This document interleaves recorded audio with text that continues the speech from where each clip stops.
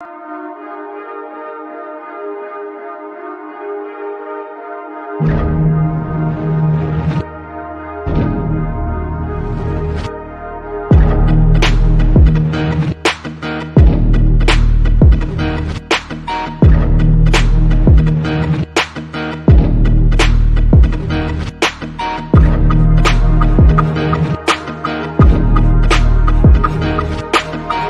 first topic I want to talk about really quick before we get into some other things is that I don't like bitch ass niggas. And the reason why I want to start off with that is because game is about helping us learn the rules of manhood. And a lot of times what happens is we don't fully believe in the rules. We don't fully believe in the information. You cannot fear rejection. We got to stand on business out there, meaning that the bitches ain't gonna even fuck with me if they don't think that I'm willing to go the distance behind some shit. everybody in this room, if you had a bitch ass moment, raise your hand. When I say I am, I want you to say a motherfucking man. I am a motherfucking man. Like I said, y'all should have bitches. I'm amazed. It's a struggle for some of y'all. Once you find something that you're into, it comes before everything else. And then even when you deal with a woman who's into you, she has to compete with that thing, whatever the fuck that is, right? Stand up if you believe in fear. Stand up right now. Everybody stand the fuck up. You know, I say bitch a lot and nigga a lot, but you know, it's with good intention and a lot of love in it and whatnot. If I'm feeling insecure, is this really me, or did somebody teach me how to feel this way? I am a motherfucking man. You know,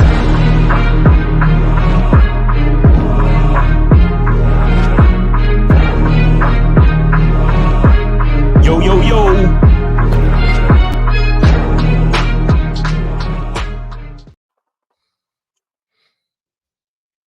All right. What's going on? Man, that beat be thumping every time, man. I like hearing that beat on there. Yeah, that shit fire. Oh, there we go. So hold on real quick. You know, watching that video real quick, I just realized I got some notes on that on the background. You know, you guys had the signs on the side. Yeah. But if you put it right behind the speakers, right, it covered a blank wall and it continued to promote, you know, but you know, the event was live, man. I'm surprised anybody missed that. Facts. All right, so here we go. What are we talking about today? We're talking about how you self-sabotage your own dating experiences. And let me just say this. This is not gender specific. Both men and women are guilty of this very thing. But since we're talking to you dudes, this is mainly about y'all today. But any women in attendance, feel free to take notes. Like Steve said, get out your crayons. So before we get into this, gentlemen, y'all got anything y'all want to plug? Anything that? Well, I just want to ask if you're wearing some shell tops right now, because you really should be. You're not wearing shell tops, then you fucking up. You fucking up the outfit, my nigga. Like I got on Adidas slides and shit.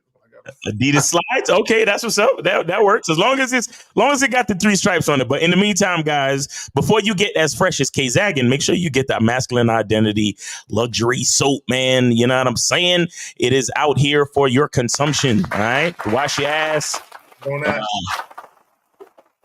make you smell good, make you feel good. And, you know, it's moisturizing. It smells good. Good, all natural quality ingredients. I make it myself, so it's dope, man. It's really, really dope. As a matter of fact, speaking of that soap, there you go. That's the link. Yes, Get sir. on that. Get on that. Renee P in the building. What's up, Renee? All right now. Renee holding it down. Shout out to her. Got John J98, AJ Lino, Reggie Reg. What up? Who else came up in here? Yeah, we got K-Son. I'm not even gonna pronounce that. Phoenix, Nathan, Alicia, and Wrecked. JB, Mr. Real Truth TV, Real King was good with y'all. I think Dr. Reggie Reg, what's up, fam? No Data, how you doing? What's up, fam? Linwood, what's good? All right. So, Jay Roman, you got anything you want to plug? Anything you want to tell the people about before we get into this shit? No, I'm excited about these Saturday shows, man. Let's just get into it, and of course, throughout the course, we'll be doing stuff. There we go. Now, there's a small clip I want to play. I'll play it in just a moment. Now, the funny thing is, before I even saw the clip, I had already come up with this title, the write-up and all that other shit. And for anyone that's listening that I do consultations with, some of y'all already know. Like this is some real shit. And people need to understand how deep the rabbit hole goes when it comes to self-sabotaging. So this is what I want to say right quick. And if people don't understand what self-sabotaging is, people who typically have insecurities or low self-esteem issues, they do certain things when they're dating people. When they're first meeting new people and they're dealing with people, they do certain things, or they have a certain faulty way of thinking that compromises their ability to actually enjoy themselves when they're meeting new people. And that's the crux of what I want to get at. A lot of people, I hear both men and women complain about dating a lot, and they say how it's horrible out here and it sucks. And you got women that say where the good men at, and you got dudes that say where the good women at. And the thing of it is, you attract what you project, and that's what a lot of people don't understand. When you actually a solid individual, a thorough individual, Right. and you have a positive nature about you, people gravitate to that shit. Right. So if people aren't gravitating to you, there are things that you are saying and are doing, maybe unconsciously, subconsciously, you don't realize that you're running people off. And part of the problem with y'all motherfuckers is y'all have made dating a fucking chore. Fun. It should be fun. Let me just say this. And I'll pass it to you guys, then we'll get into the clip. Let me say this real quick. For any of you that go into a new dating experience with a checklist, you're fucking up. Okay, these expectations y'all be having, this is why we're talking about dating expectations versus reality. A lot of people have expectations, and you expect people to show you those things out the gate. I guess something I want to add. Well, expectations lead to disappointment. You know what I mean? Expectations is one of those things that lead to disappointment. See, I always try to tell my guys to have an attitude of discovery, meaning, let's be excited about what might happen. Let's not put any judgment on it before it happens. Let's actually give it a chance to develop. Let's see how the plot thickens naturally. You know what I mean? Instead of, a lot of times we just put too many expectations, or even worse, we might put negative narratives that we've learned from other places that really don't serve you, right? And what do I mean? We'll look at shout out to this is dude that I watch, and there's some game that he spit, but it's really mostly for entertainment and because he's fucking hilarious. But his name is Jeremy Hill, right? And so what he does is he has this thing for black women. He's kind of like a modern day Tommy Sotomayor, although not as mean and not as vulgar, but he's just hilarious. And what he does is he goes and he finds these videos of black women like acting up in society, basically. And then he uses those videos to make his points. But at the same time, it's like, look, even if you see, the internet it's crazy how the internet is a big place, but you could only show so much of a sample size in a 12-minute video.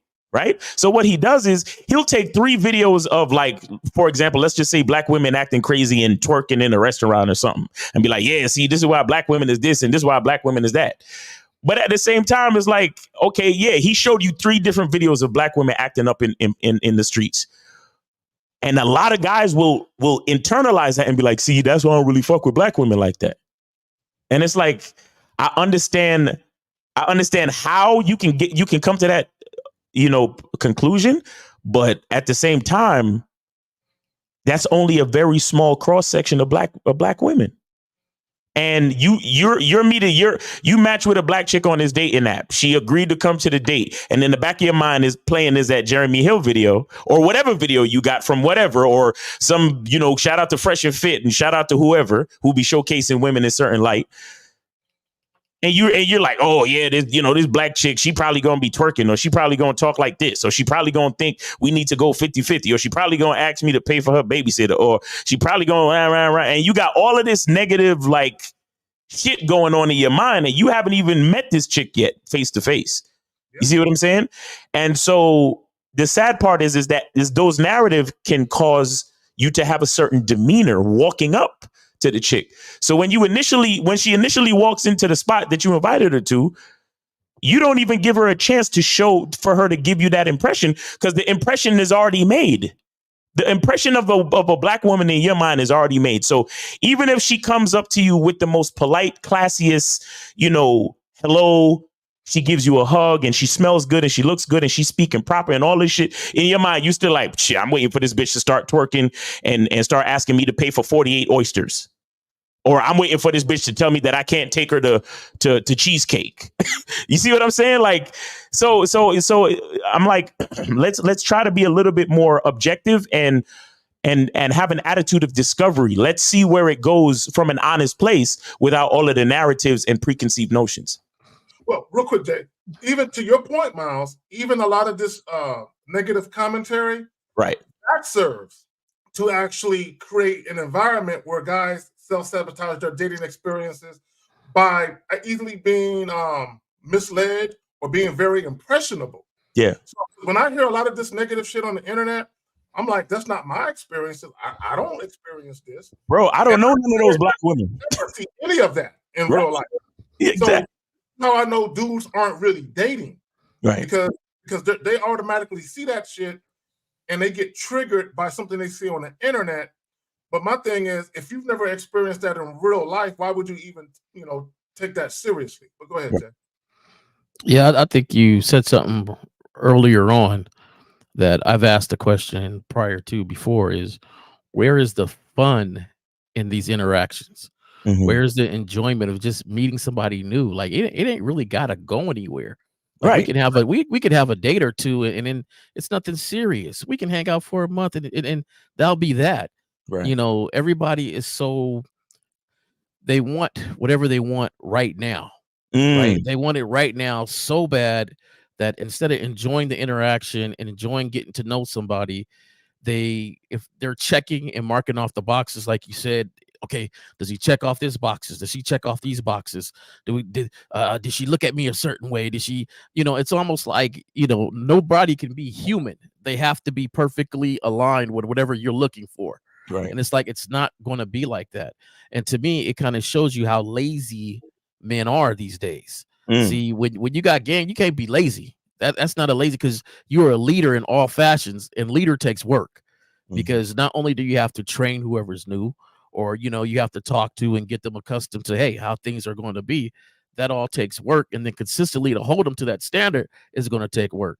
So it's just easier to be like, oh, she was like this when I got her, she's a wifey material. She's wifey material, dog, instantly. Right. Like that's what everybody wants to get. They're so big on trying to find it that they can't relax and just enjoy the interaction. And I love it at work, man, because a lot of guys, we sit there and we talk, and they'd be like, hey, would this ever happen to you? And I'm like, nah, that never happened to me. They'd be like, oh, come on, man. I said, because I wouldn't let it get that far. I wouldn't be around somebody that's disrespectful to me. Like it wouldn't happen on occasional times. These things wouldn't happen. Oh, this happened to you? Yeah, that would happen because I know how to correct that and still enjoy the night and still have fun. I'm like, I don't know where y'all be meeting these women from. I don't know where you guys meet these women from. And then on top of that, how exciting is it for a woman to hang out with you when you're so serious all the fucking time?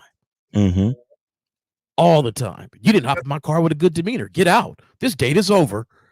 Like, what? Like, come on, man. Like, it's getting to the point because of all this material people are reading and seeing, and it's almost like, hey, be on your P's and Q's from point one. There's no, you can't relax around him because he's gonna judge you all the way. You can't relax around her. Enjoy each other. This life is meant for enjoyment, man. And I'm surprised so many people don't enjoy it. Like, well, I have fun. I don't know what y'all do. Well, people are always looking for the other shoe to drop. They're looking to get fucked over at any moment. That's what they're looking for. So they go into it with this negative disposition where they can't really just chill and relax. And then I think sometimes they think too far ahead. And they think weeks, if not months ahead. Go ahead, Miles. I want to push back just a little bit on the chill and relax factor of the argument you guys are making, and that's only because we have to still.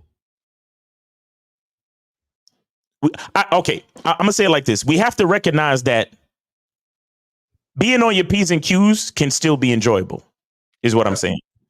Because here's and I just want to use an example, a practical example. There's this game that I'm playing right now on PS5, right? It's called Dead Space. Okay. Now it's the genre is called survival horror. Right. So it's one of those games where you're literally going around in these dark areas of a spaceship that got like crashed and fucked up and shit. And your weapons, when you aim your weapon, it's a flashlight, but you only see like a small area in the dark. Right. And these fucking disgusting monsters come out, and the music, the horror type music plays, and it's like jump scares and a whole bunch of shit. But you got to be on your P's and Q's. You got to make sure you're managing your ammo. You got to make sure you got the right aim, because let me tell you something about these monsters. You can't just shoot them in the head or shoot them in the body. You have to disable their limbs in order for them to die. I say that to say, with all of those parameters, that makes the game enjoyable. You get what I'm saying? So with that being said, it takes a little bit, like you said, J. Roman, if you got game, you can't be lazy. So you should still enjoy, to some extent, being on your P's and Q's. Now, if you're in a situation where you're on your P's and Q's, but this person is operating beyond that scope where you can't even enjoy being on your P's and Q's, then by all means, exit the situation. Don't get me wrong. Don't bend yourself and compromise your integrity in order to try to enjoy what they're trying to put you through just because.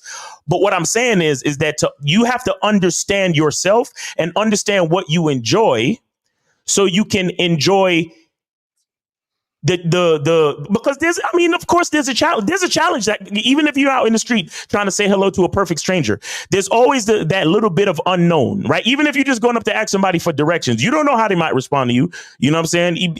I've seen videos where people try to give people back their wallet for dropping the wallet, and people start running from them and shit. So it's like crazy.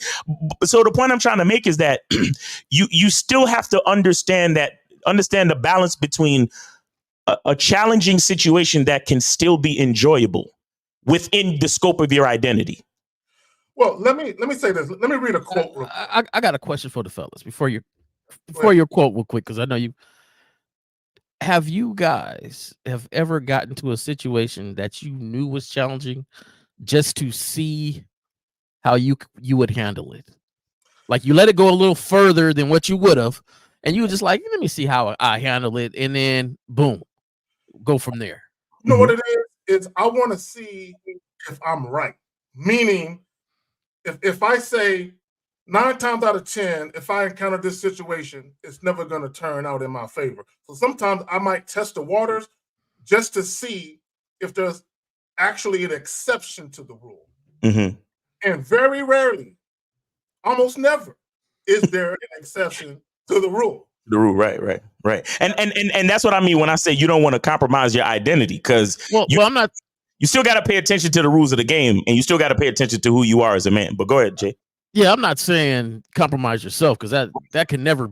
I would never do that, right? I'm never going to be a sucker just for a challenge. Like exactly. That's just. But it's almost like Taming of the Shrew. Y'all remember that book, Taming of the Shrew, right? The Shakespearean play. Okay.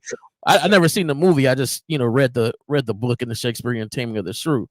Now, that's sort of what I'm talking about. Like, a lot of cats would say, well, she's just this and she's that. And you look and say, you know what? I got this because I know myself. Right. Then you go to tackle that challenge. Now, it may not turn out. Hey, whatever. We quickly say, hey, look, I ain't going to be no sucker. It will leave.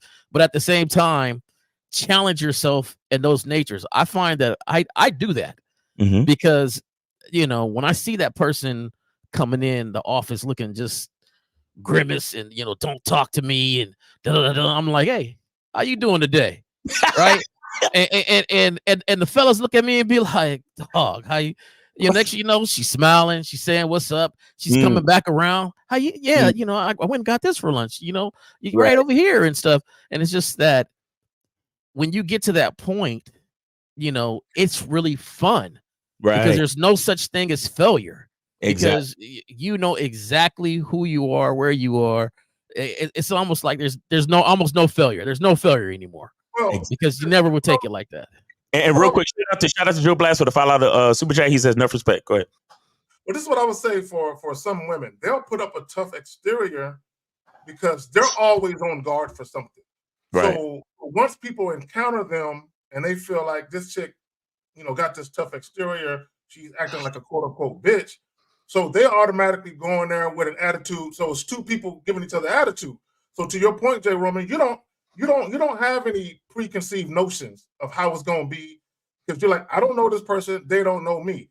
It could be they're acting that way with those individuals because there's a perception of how they're viewed by those individuals. So they automatically have their stink face on. So me, I feel like, look, I'm a happy-go-lucky, I'm a jovial type of nigga.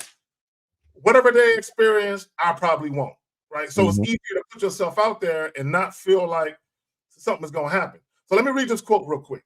Yep. Unrealistic expectations often lead to disappointment, while simple, unbiased attention and detachment to outcome often lead to pleasant surprises. So this is what I mean by that. Any woman that's ever dated me seriously, whether we were married or just in a long-term relationship, they were all fuck buddies, period, right? So although they may have been in the market for a boyfriend or a potential husband, I didn't show them that. Right. Initially, I showed them a guy who's into casual dating, who's down to have fuck buddy type relationships. So because they removed their expectations from the interaction and said, I like Kerry, he's a fun dude. I enjoy myself around him. I enjoy his company. I enjoy the sex. They was just chilling. So while they're chilling and they don't have these unrealistic expectations and they're not trying to rush me into something, right? Over time, they realize, oh shit, he's a cool dude. Oh, you know what? He's doing things that he didn't do before. He's taking me out more often. He's doing things. So to their surprise, again, when you detach yourself from the outcome, pleasant surprises. You're looking at it like all this extra shit is a bonus. Right. Because discovery. You weren't looking for it. Okay. And even with guys, a lot of you guys, you'll meet women and you'll say, well, I'm looking for a girlfriend. So when you meet her, you're automatically checking these boxes to see if she's girlfriend worthy. And the problem is, it's not that she is or isn't. She doesn't know you well enough to show you if she is or not. She hasn't made a determination whether she views you as someone she might want to look at that in that manner. So you're not seeing that.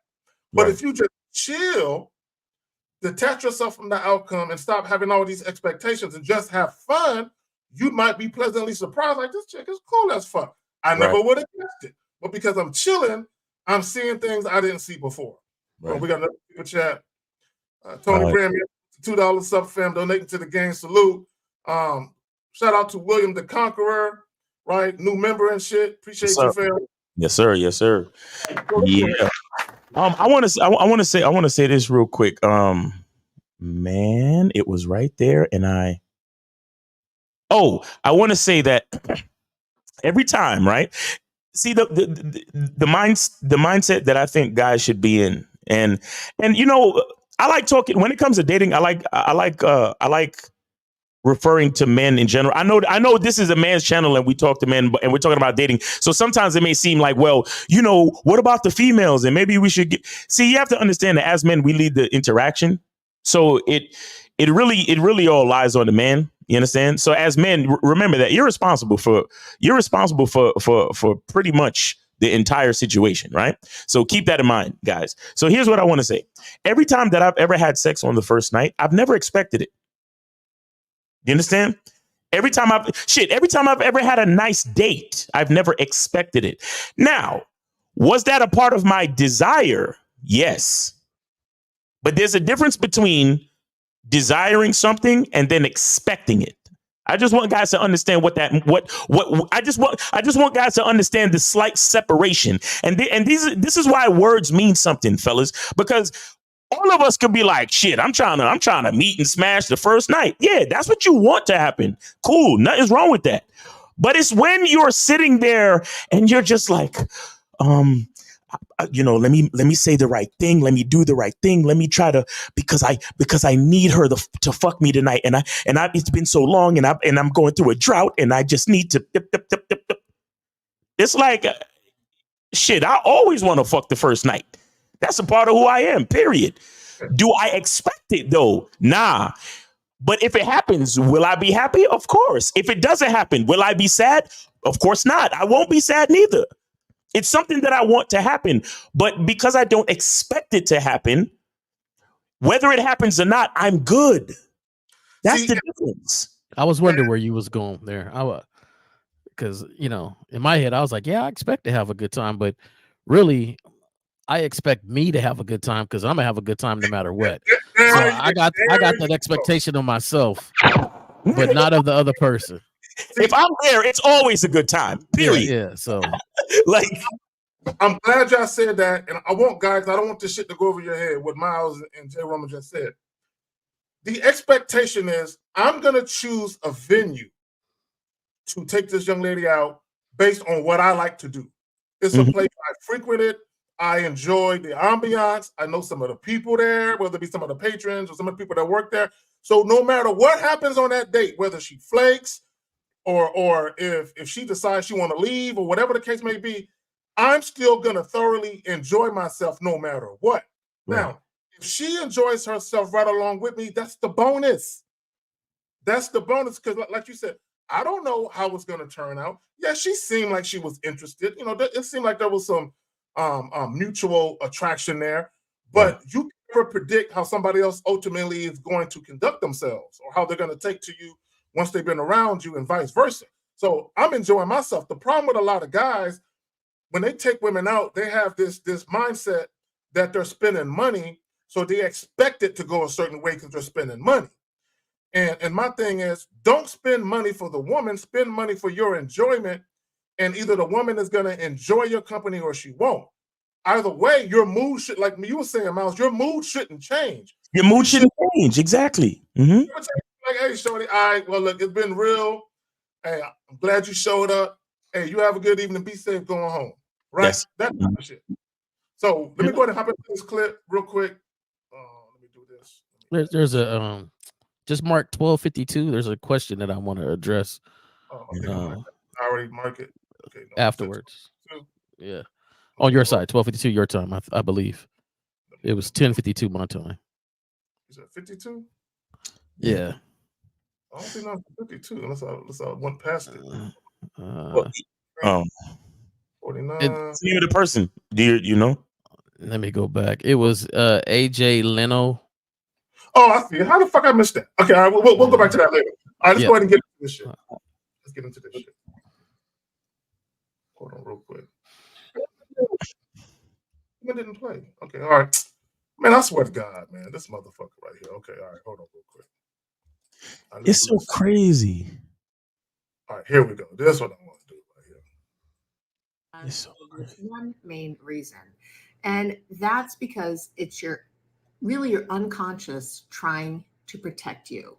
When we self-sabotage, it gives us the illusion that we're in control. We can predict what the future is, what's going to happen or not happen, because we're making it happen. And that makes us feel safe. And so next time you're upset with yourself for self-sabotaging, instead remind yourself, you know what? I know that you're trying to keep me safe. Just say this to your own brain, but you don't have to do that anymore. I'm an adult. I can handle my own self. Start working on your self-awareness and your mindfulness, and you'll find that self-awareness is the key and mindfulness is the key, and all this self-sabotage really starts to lessen. Did she say self-awareness? Is she talking about understanding who you are and your masculine identity? MasculineIdentityMembership.com. Is that what she talking about, nigga? Goddamn, nigga. That's what she's talking about. And I want to read something, right? And I want guys to pay attention. Self-sabotage is a defense mechanism for people with low self-esteem. self-sabotage as a means to make their reality align with their inner beliefs. When we talk about inner beliefs, that's your subconscious of or concerning the part of the mind of which one is not fully aware, but which influences one's actions and feelings. So I have this client. He got out of a relationship in May, and he's been, dating women here and there. And he's the type where he's looking for a girlfriend, right? So he's met these women, and he dismissed these women that he's been seeing. He's seen them for a couple of months, and then he dismisses them. And I'm like, well, are they doing something you don't like? Or they're not likable? He says, no, they're not doing anything wrong. They're likable individuals. And what I want to point out is he has deep-seated self-esteem issues. It really has nothing to do with women. It goes back to when he was younger. So this is what, when we talk about self-sabotaging, when you have insecurities and self-esteem issues, what typically happens is when you're dating someone and you're looking for them to coddle those self-esteem issues. You're looking for someone to coddle those insecurities. Let me delve a little deeper. Yeah, go deeper, Nick. It ain't no deeper. All right, pause. All right, so let me explain what I mean. And for any woman that's listening, if you are practicing abstinence, call up, because I'm about to talk about y'all. So when you have women, for instance, that say, "Oh, I'm practicing abstinence," well, the reason why they're doing that is because they believe that having sex too soon is a problem, and it's causing issues in their attempt to find a suitable mate or someone they can actually build with, be in a relationship with. And the reality of it is they have self-esteem issues and insecurities related to being able to hold on to a man. And sex is the root cause of that. And sex isn't the root cause of that. The root cause of it is the fact that you're self-sabotaging your dating experiences because you're pedestalizing sex. You're making access to you sexually more important than what it really is. Right. So and the funny thing is, I hear women that say they're practicing abstinence, and for any particular woman listening, I'm not talking about you in particular, but you can throw yourself in this pot, right? I'm just talking in general, because I've heard multiple women say this.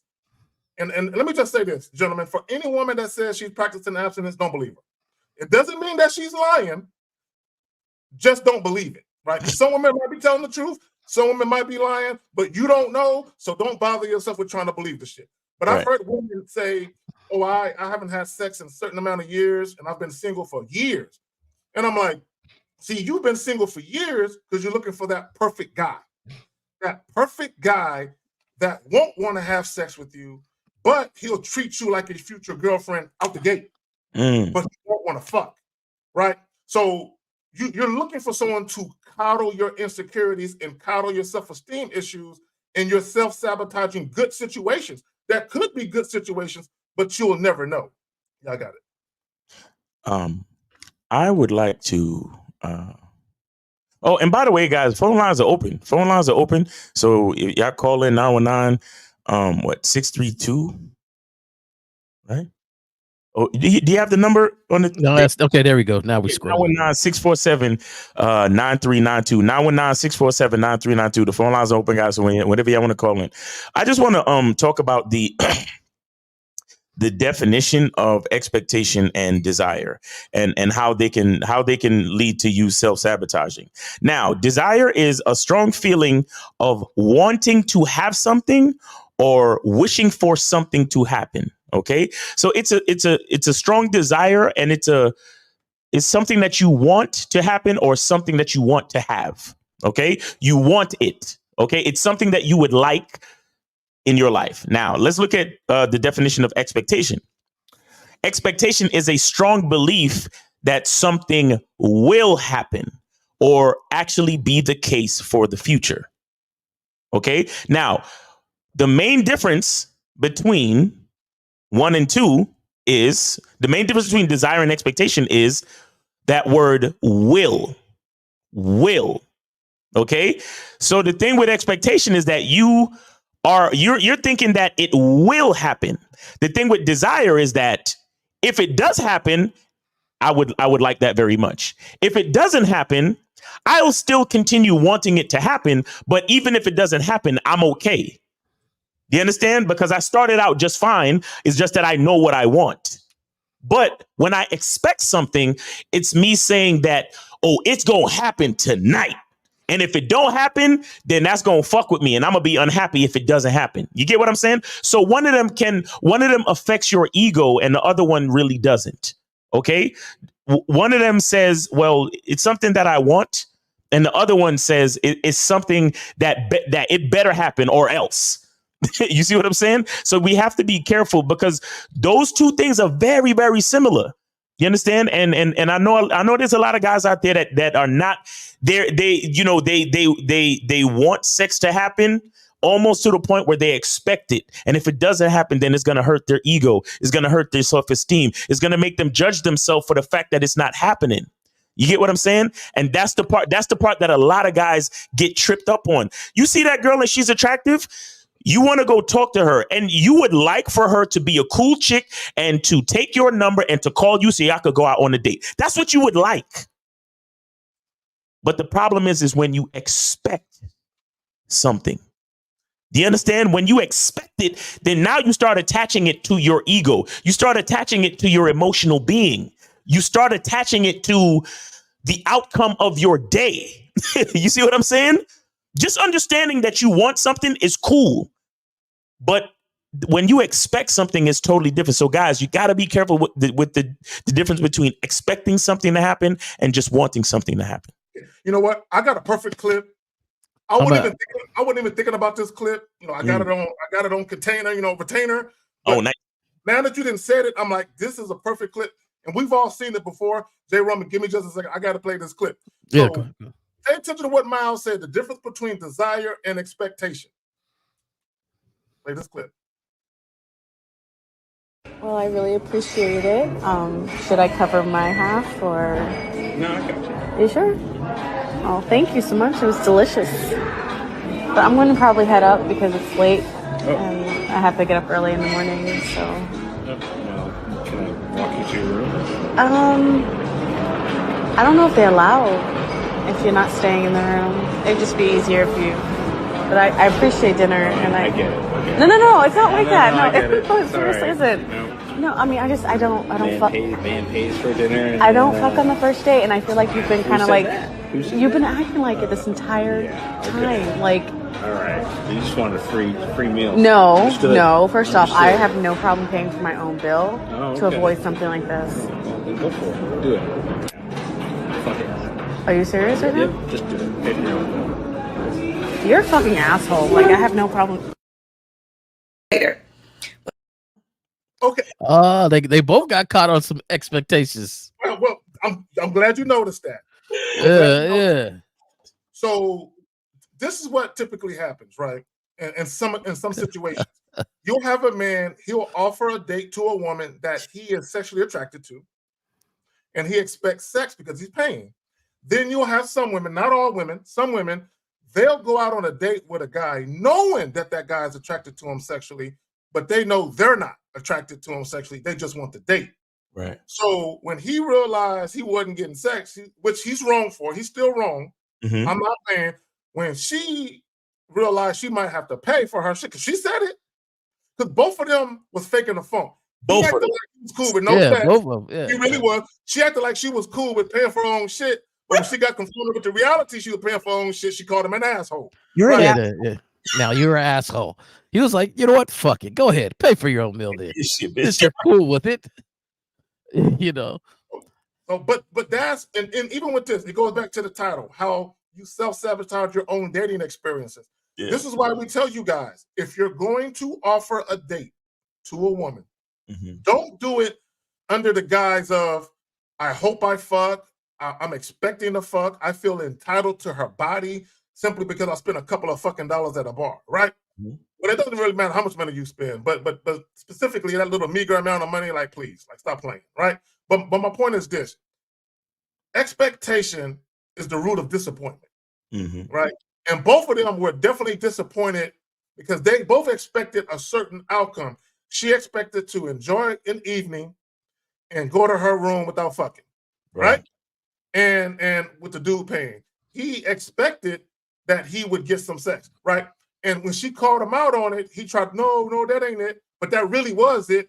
he just got caught out. And Miles, you said earlier, his ego played a part in him reacting the way that he did. Y'all got it.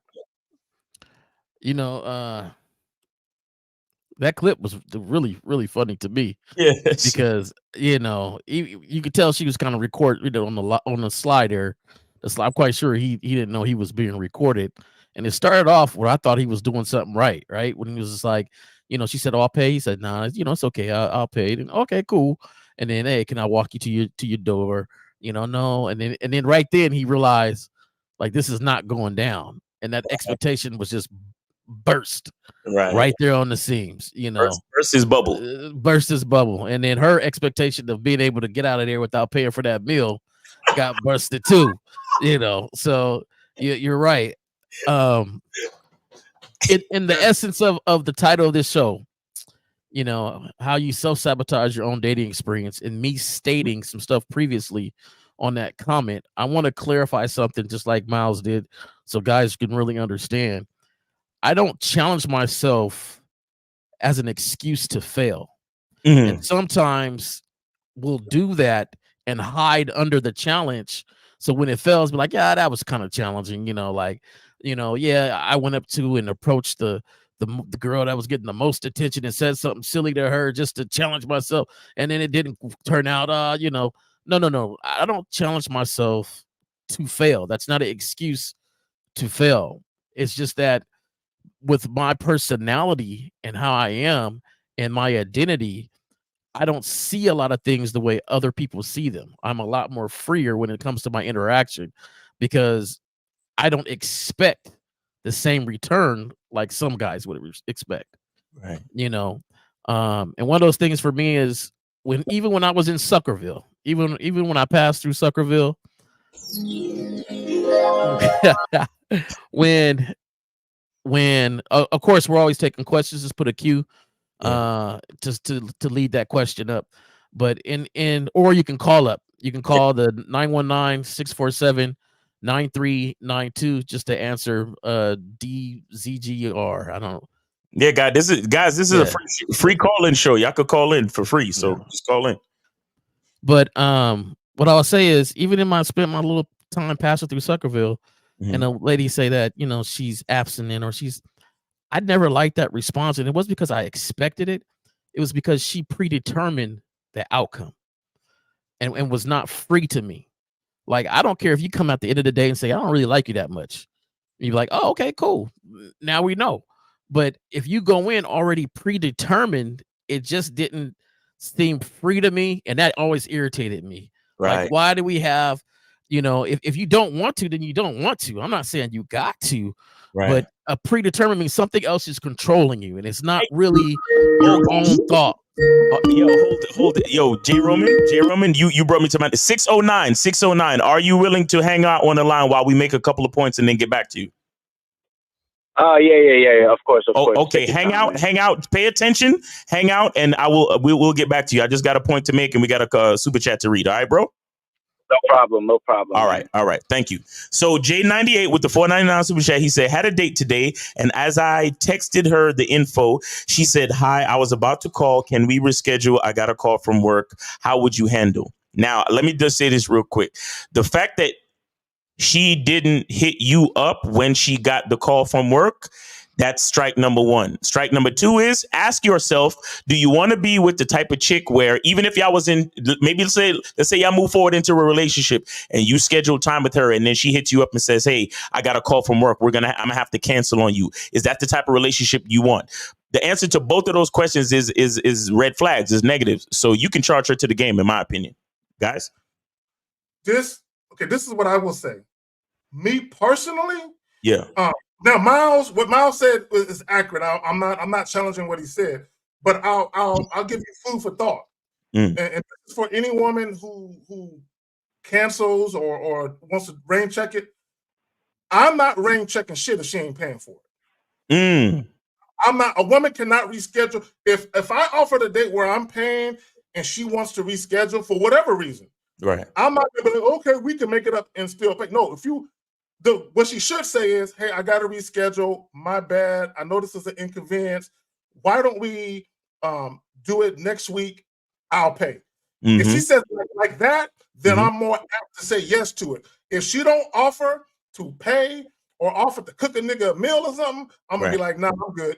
And that's strike three. She can actually give a alternate like day that she's free or something. Jay Roman, go ahead.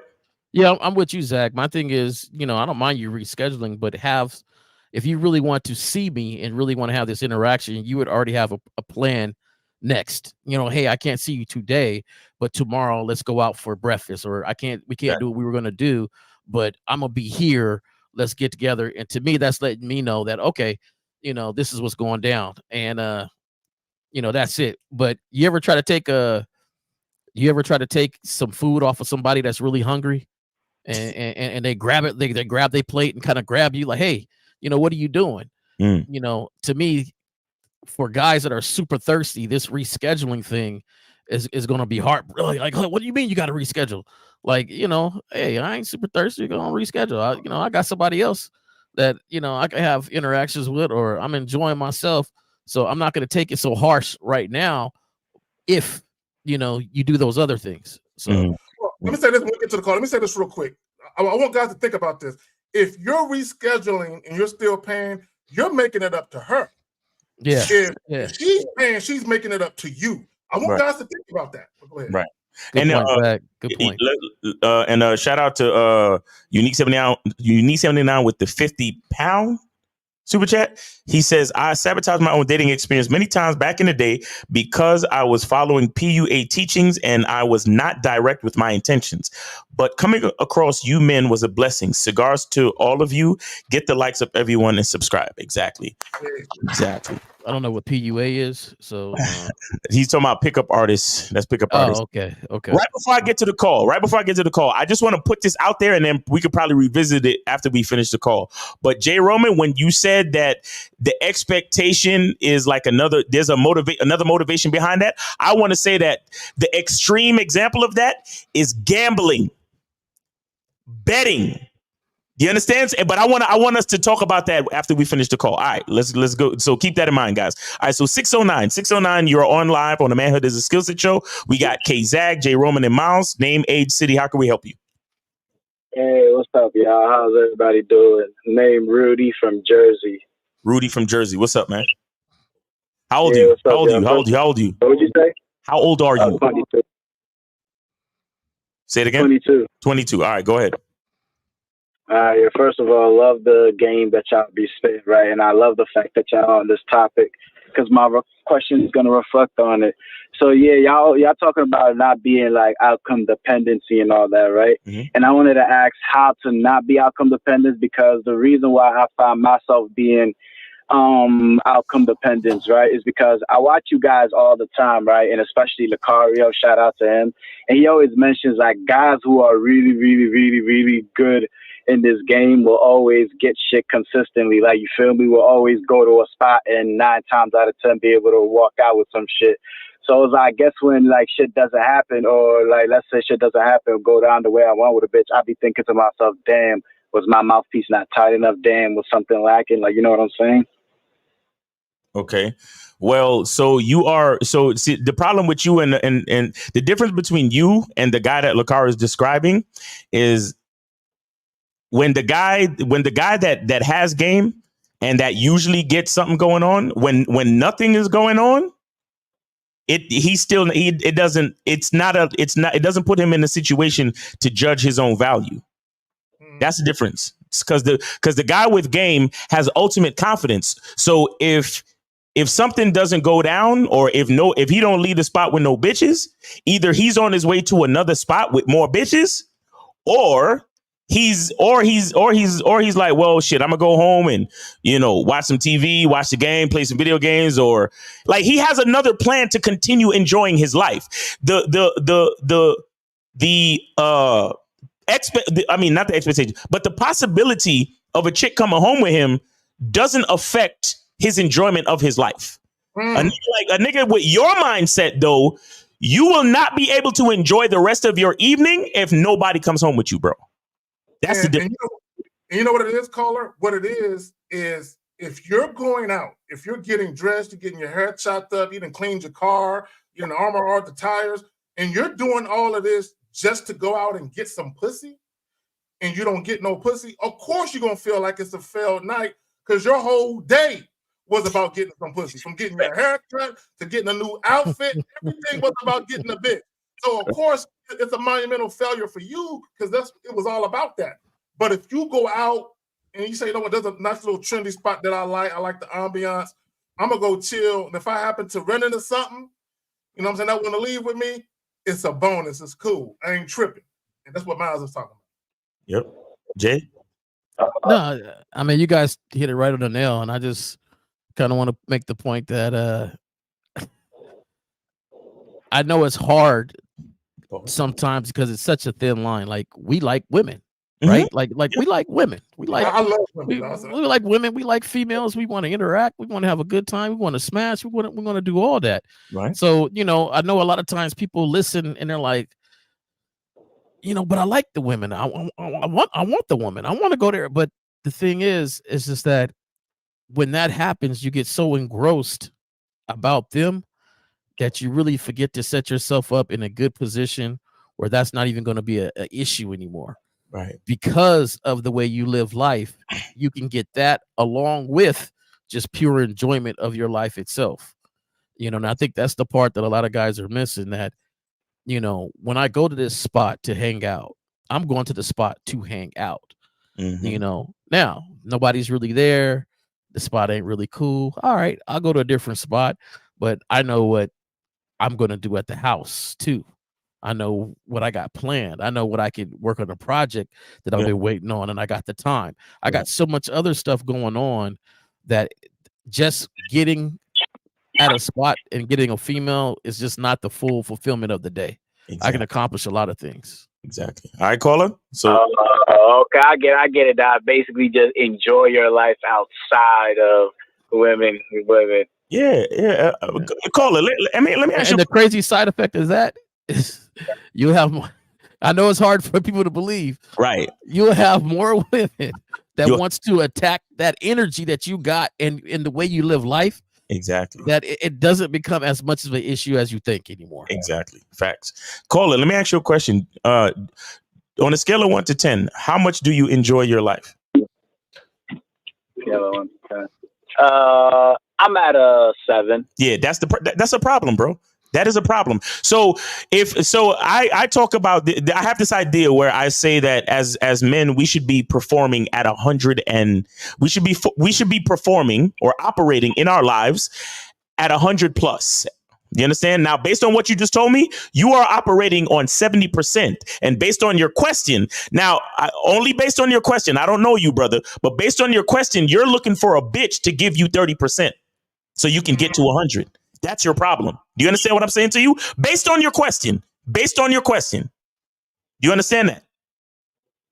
Nah, I totally understand you. Okay, so what I'm trying to help you to understand is that the 3 guys on this panel, all of us are operating at least 100. So if we go out on any given night and we holler at a couple of bitches and ain't nobody feeling us, guess what? We are still operating on 100. You understand? So we gonna, like a nigga like me, I'll come back home, I'll probably play some PlayStation 5, or I'll get some much needed sleep, or I'll make some soap, or I'll get on and do a live, or I'll fucking edit a fucking short for my channel, or I'll holler at my YouTube guys so I can continue making more money, or I'll come up with another idea for my masculine identity membership. Bro, I got so much shit to do and so many ways to that I'm living a fulfilling life. If a bitch don't want to come home with me, bro, it's okay. You know what I'm saying? It's fucking okay. That's shit, though, because no, what I was saying though, that is so true though, because if I'm being honest, I do have a lot of shit that I enjoy doing on my own time, whether it's watching a movie, whether it's just writing, because I enjoy writing. Like, it's so much shit that I enjoy doing, but what did I do? I put so much focus on getting pussy that I lose sight of the other things that I actually enjoy doing outside of that. Exactly.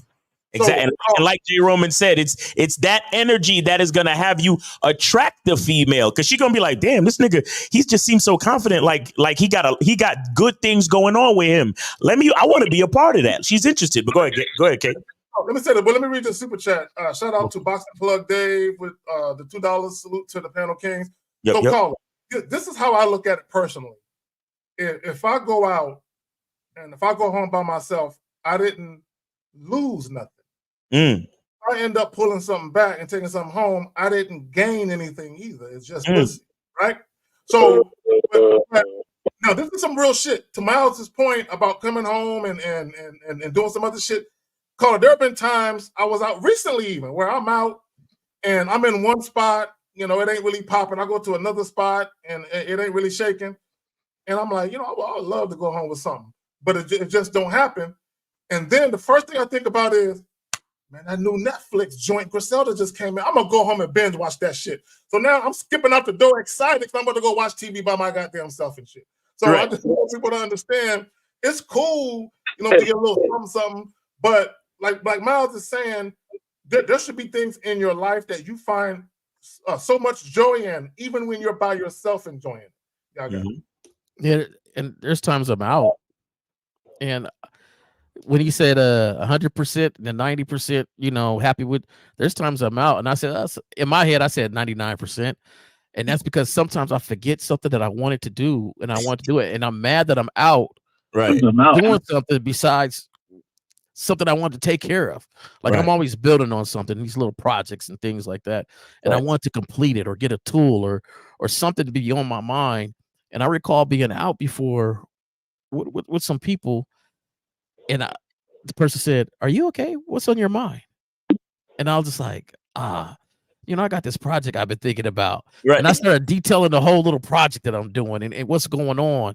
And, you know, I had the opportunity there, but I had other stuff that was just on my mind that I wanted to fulfill more. And you'll find yourself when you get to that point, when the stuff that you set up in front of you is the most important stuff, you'll start to the other stuff will start to dwindle away, and you won't be dry. You know, I know everybody afraid of being dry. You won't be dry. I promise you that, but you'll get more things fulfilled in life though. Exactly. And real quick too, you see this energy that we're talking about for a lot of you guys who worried about mouthpiece and worried about what to say next in a conversation. This is the type of shit you could be talking about. Like, yo, you know, I make soap and yeah, shit smell good, man. And you know, I love, you know, I make this kind of soap. It's called masculine identity. Oh, word, masculine identity. What that mean? Yeah. You know, so I'll do this and do that. And then, you know what I'm saying? Like that's conversation topics. And like I said, that's the energy. When she hears how excited you are about your soap, you don't think a bitch might want to come back to the crib just to smell my soap, nigga? Oh my God! Look, how easy would it be for me to be like, hey, you want to come back and check out? I just made a new batch. You want to come back and you know, check out my essential oils and see what it's like, bro? I was at a bar one time. Hold on, real quick. I was at a bar one time and I'm sitting there, and it was some cute, you know, joints running in about there, and I had a video idea, so I hit voice recorder. I'm recording it on my phone real quick. So the bartender came up and said, "What are you doing?" And I said, "Yo, I'm recording an idea for my YouTube channel." It's like, "You got a YouTube channel?" And she got the pen and paper. Tell me your YouTube. I tell all the girls, right? So all of a sudden they bartending, but they looking at their phone, watching the shit, and they coming back to me talking. So this when you actually enjoy yourself and you enjoy your life, you enter into these conversations that weren't anticipated, and there were no expectations. Caller, let me say this as well. There are ebbs and flows in a game. When I say ebbs and flows, you might have a 30-day stretch where you can't miss, where you just fuck it. You know what I'm saying? Yo. And then you have another 30-day stretch where you're like, what the fuck happened? Where the bitches go? Right? It be like that sometimes. Yep. That is some real shit. And you guys talk about the ebbs and flows of a conversation. It's some real shit because you guys saying that, right? It takes me back to times in my life when I just finished doing something fun or enjoyable, or I got some shit done, like what Jay Roman say. The first bitch I talked to, is funny what happens. Like, I wouldn't even think about what to say. Shit would just flow. We flirt, we build intention, and now I'm just looking at it like, damn, I'm really just saying some fly shit. I'm not even thinking about what to say. Exactly. Exactly. You know, and while we're on this topic, like the other day, I was kind of making fun of cats, right? Because I was saying that a lot of dudes think that when they talk about mouthpiece, right, they think about that pimp, right? They think about a pimp named Slickback or somebody. Right? You know, they think about that guy. Emotional, damn it. You know, they think about this guy. Let us pray the pimp's prayer. You know what I'm saying? They think that in order, like, you can trick a bitch into being attracted to you by just rhyming, be like, hey, my name is Miles and I like your style. You know what I'm saying? Hey, girl, you know, you're a part of my world. Like, all you got to do is rhyme and say some slick shit like a pimp, and then that'll just trick the bitch into like it. No, having a mouthpiece comes from living a dope fucking life. Why you think the pimp always got something to talk about? The nigga, he's driving around in a Cadillac. He's wearing a purple fucking suit with gators. He got bitches. Bitches is bringing him money, and they bringing him stories about how they fucked the nigga, and the nigga gave him money, and the nigga couldn't get his dick up, but the nigga still had to pay, and she was on a strip the other day, and this other bitch pimp came through and smacked the shit out the bitch. And he got all these stories in his head because that's his life. His life is interesting. So he always got something to say. That's what y'all niggas don't understand. Yo, how do I build a good mouthpiece, Miles? Live a dope fucking life and be grateful and appreciate every moment that you're breathing. Huh? All the stories. The pimp is like, hey, bitch, you remind me of, hey, girl, you know, you remind me of this. I saw this bad bitch, and I was in Vegas one time, and the sun and the moon and the stars and the distant. Why the pimp he always got all these lyrics? Because his life is so fucking interesting. And you could be the same person. Just like I said, hey, girl, you know, I make soap and I use essential oils, and name of my flagship soap is Masculine Identity. But I also got the lemon mint. Ooh, lemon mint? I didn't even know those two fragrances go together. Hell yeah, girl, it make you smell so smooth. It smells so good. And it actually tingles when it touches your skin. You want to come back to my crib and try it out? Didn't I just sound like a fucking pimp? But I was talking about soap. Because that's what I do. Train bitches to sell their body. I make soap. But when I talk about it excitedly, it sounds like I got a dope mouthpiece, nigga. That's what oh my God, y'all niggas. Woo. 3 words. When you talk about it with zeal, conviction, and passion, that literally can excite a woman because of the way you talk about it and shit. I'm telling you.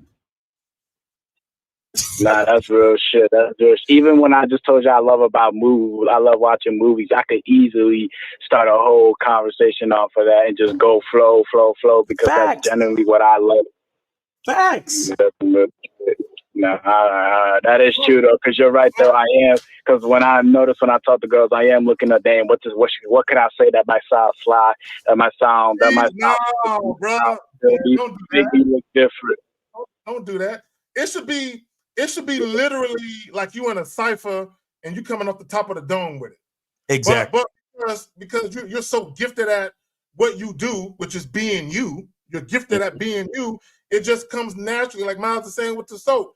That's part of what he does. So he can speak about it in a very eloquent manner where a woman is actually captivated and intrigued by what he's talking about. Mm-hmm. And you're doing exactly the title of the show. You're self-sabotaging yourself, because let's just say she was drawn to that. Like, she told all her girlfriends, like, the way he just talk, I think it's by accident that he always rhymes. You know, like, just, I don't know, just kind of like the way he talks, when the whole time you sitting there like a mad scientist, draining your brain energy, trying to keep up with this rhyming and talking thing. Right. You know, on the second date and the third date, that by the time you speak regular, she's just like, huh. That's not you. Right. Like, that's the thing, gentlemen. We don't hide ourselves. Exactly. We can't hide ourselves. Mask off. You gotta present you, and you gotta present you. If I was to introduce myself on the stage, do you think I'd be like, yo, here comes J. Roman? right? Just how would you introduce yourself coming to a stage to somebody? And you know how you have these people when they introduce artists, you know, they be like going through all their accolades, the blah blah blah blah, the blah blah blah blah, the guy that brought the water and drunk it and brought it up, like they're going through all the greatest things, and you're like, man, who coming to the stage? Exactly. We present ourselves so small. Right. You know, hey, how you doing? Hey, I'm okay. How are you doing? You look very nice today.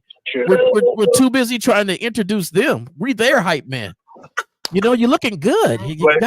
I like the way that rolls. I like the way that goes on. And we ain't said nothing about ourselves, nothing good about ourselves, but we hyping them. Right. Like when do you say, hey, my name is such and such. How you doing? Man, it's a beautiful day. Da da da da da. People ask me, hey, how was your day? You know, I say, oh, I woke up breathing. My day started great. Great. Like that had nothing to do with them. It had nothing to do with nothing else but myself. I woke up, I took in some air.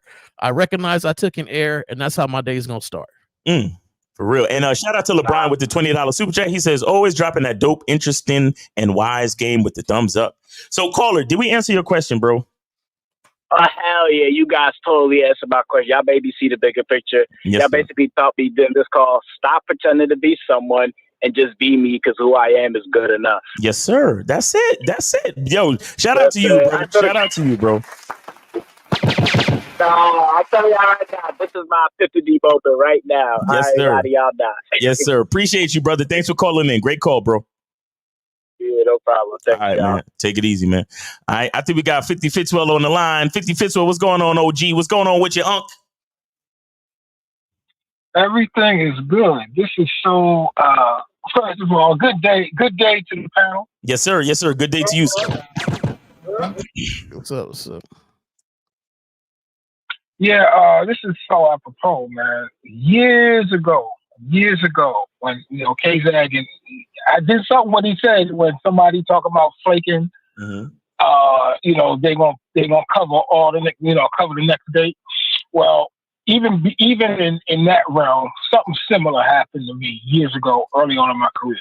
This young lady went out with me, and she saw me looking at, you know, people coming in, and women, especially women coming in. Oh, why are you looking at that? Why? Are you like big asses? I was like, no, it's not me looking at the ass. I mean, I do like asses, but what I see is that she has an imbalance in her hips. Probably her knee. Exactly. Right? She said, oh, you think you know all of that? I said, that's what I do. Right. Oh, you think you know? I said, I'll tell you what, I'm going to call her over here. And when you're going to buy the next round, and then we going back to the crib. How about that? Right. Oh, you think you all of that? Is it a deal or what? Okay, we'll see. I said, okay. So the lady passed by again. I said, excuse me, how you doing? My name is blah, blah, blah. I'm a therapist, and I'm practicing advanced therapies. I see you have a limp and an imbalance in your hip. Is it your right knee? She goes, yes. And the left knee is I said, one to go, please. I said, okay. There you go. Hey. Great call, because it's a proven point from the last call. Being yourself, knowing what you do, being excited about it, talking about it, and the way the whole thing is, nobody can do that but you. Exactly. Because that's what you into. That's what you doing, and that's what people got to do. You got to find your identity so you could do stuff like that. You know. Yes, sir. And let me say this. And that's why. Hold on, 50. Also, here's something else. Being knowledgeable about it, because a woman is learning something from you. Yes. Look, never underestimate the power of knowledge, and a woman feel like she's getting something. Don't from fake you. the phone. Real shit. And real quick, shout out to Mutabazi for the $10 Cash App or 10 CA. No, is that dollars? It's something. Anyway, shout out to Mutabazi for the 10 units. Much love to. He says much love to the panel. Just came back from Africa, and the women there aren't any different. Ain't any different. The myth that women outside America are different is false. Thanks for preaching, gentlemen. All right, yeah, go ahead, 50. It's that California dollar. Canadian dollars. Right. Okay. I see that. Canadian. Okay. But so me being in this field, you know, as I matured in my field, I I've learned that even when I went to parties, you know, it's the respect too. People would say, "Oh, you're a massage therapist. Let me see how good you are." I said, "Hold up, you got to make an appointment because do you go to a doctor and ask them how good they are?" Well, I like that. Come see how So good I get am. the same respect. How bad you want to I find get the out? same respect. So you either book an appointment, right, or get the fuck out, or just come upstairs and pull your panties down, and I'll massage your glutes because your shit is uneven. Right. I mean, so and motherfuckers talk about, oh, you give happy endings. No, I provide never-ending happiness. Oh, wait a minute. Rewind. Nigga, say that again. Say that shit again. This is my lane, y'all. This is my lane. So I don't give a fuck what y'all think y'all know. I'm glad y'all know it. But I can sprinkle some more shit on it, all right? There you go. I take the bitch's clothes off and don't even fuck her. Right. And look, niggas talking about, oh, I can massage good. Really? Tell your woman to come to me. Fuck the phone number. Just tell her to come to me. Why? Because you said I just, you know, and I teach couples how to do it. And niggas talking about, I could teach you some shit. I'm always monetizing my conversation too. I'm always monetizing that shit. Hey, say that shit again though with the happy ending. Say that shit again though, Unc. Oh, they asked me, do you provide never-ending do you provide happy endings? On the contrary, I provide never-ending happiness. Woo! Let us pray the pimp's prep. Pimp OG, Touchmaster and you just DC. gotta know your shit because I tell people, you know, like when I'm really, like you said, kids are knowledgeable. When motherfuckers ask me, well, how many sessions do I need? I said, well, you know what? We'll do 5 sessions because we have to reach a level of therapeutic value. Then we move on to maintenance from there. Right. Simple. It's just like the game. Take the bitch out. If she's right, fine. Take again. Okay, she does something differently. All right. However, that's the same shit. Right. And it works. Yes, sir. Shout out to Mr. Justin in the chat. Yeah. Yep. Mr. Justin, what up? By the way, yes, my rigging classes are going well. That's another thing. I kind of like to, you know, tie things up. So, and I'm gonna tell you something, y'all. I know they love it.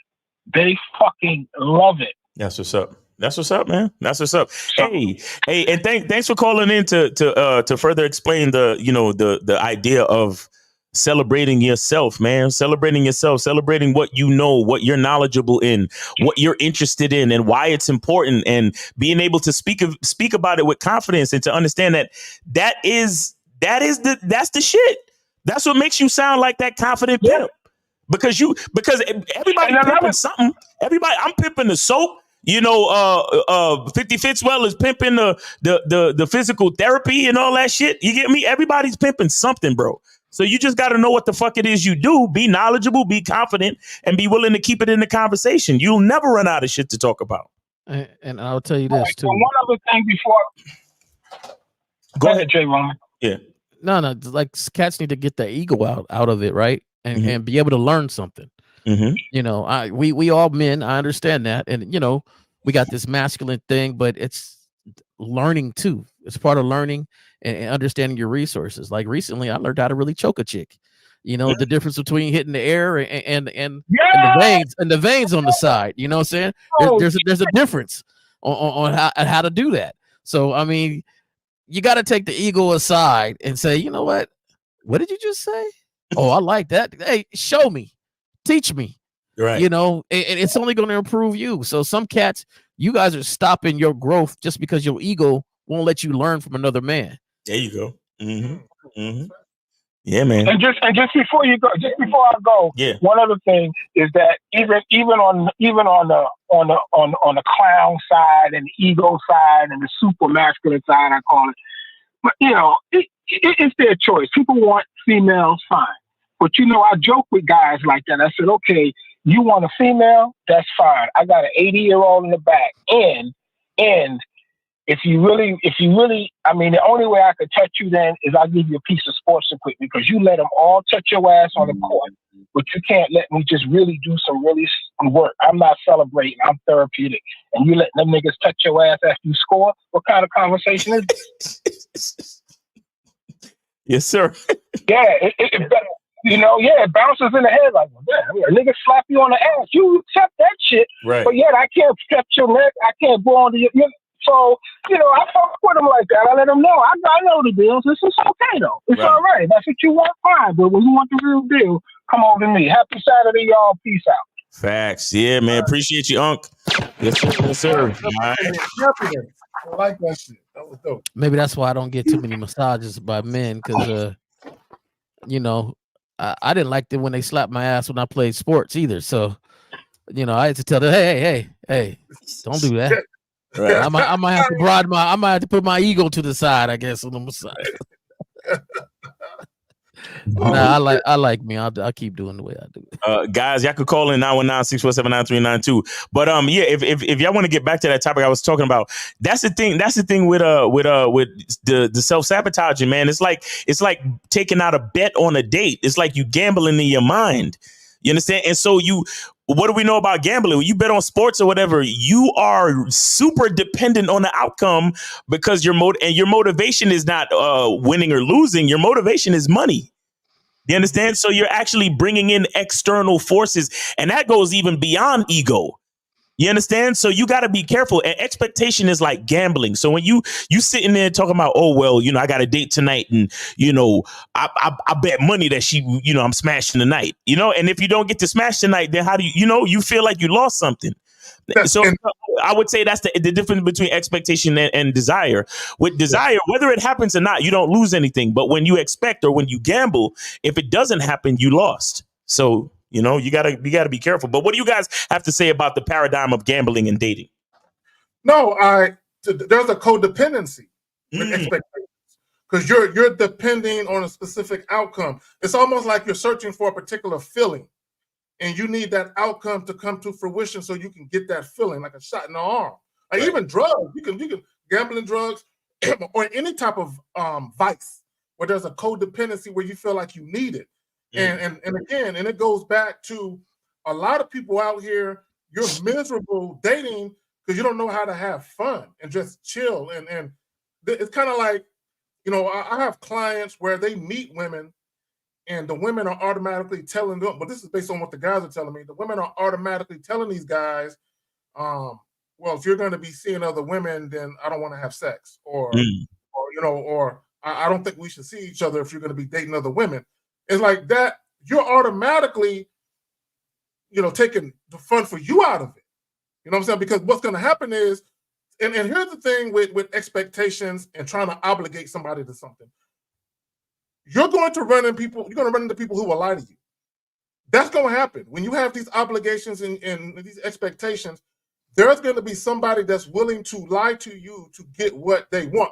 I saw a clip, man. I'll pass it to you, Miles, real quick. I saw a clip where it was like 2 or 3 guys and like maybe two women talking. And they were talking about women who withhold sex and make guys wait. And the guys were saying, if I'm a fuck nigga and all I want is the pussy, I'll wait 90 days.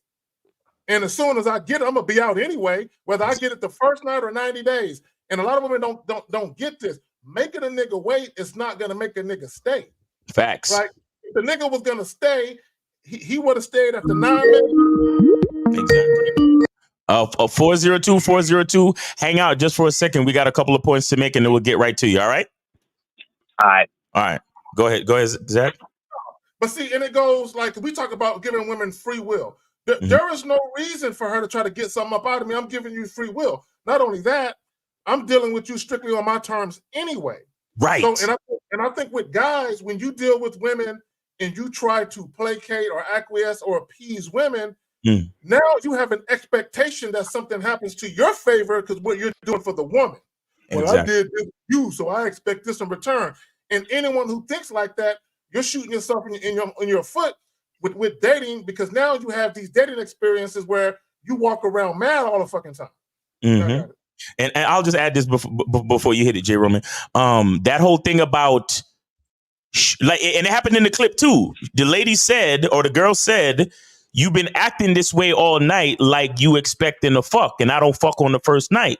So with that being said, if she was a more vindictive and manipulative chick, she could have used it to a certain extent to manipulate him. So when somebody knows what your motive, see, wanting something to happen as just a regular desire is one thing, but when they know that you are depending on something to happen, it's easier to be manipulated. Go ahead, J. Roman. No, just you saying that lets us know, and we ain't got to see what happened throughout the whole date, but lets us know that she was not returning any of his signals, or anything that he was doing was not reciprocated, right?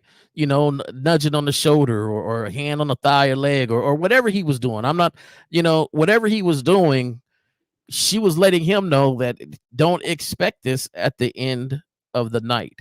And he kept going through with it to be entertaining until it got down to the end where she was like, all right, I'm gonna go back to the room. Right. You know, can I walk you to the room? No. And the thing is, I'm just hearing, can I walk you to the room? Right. And then I understood what she knew that he was getting at. Right. Because we didn't have all the stuff ahead of time, right?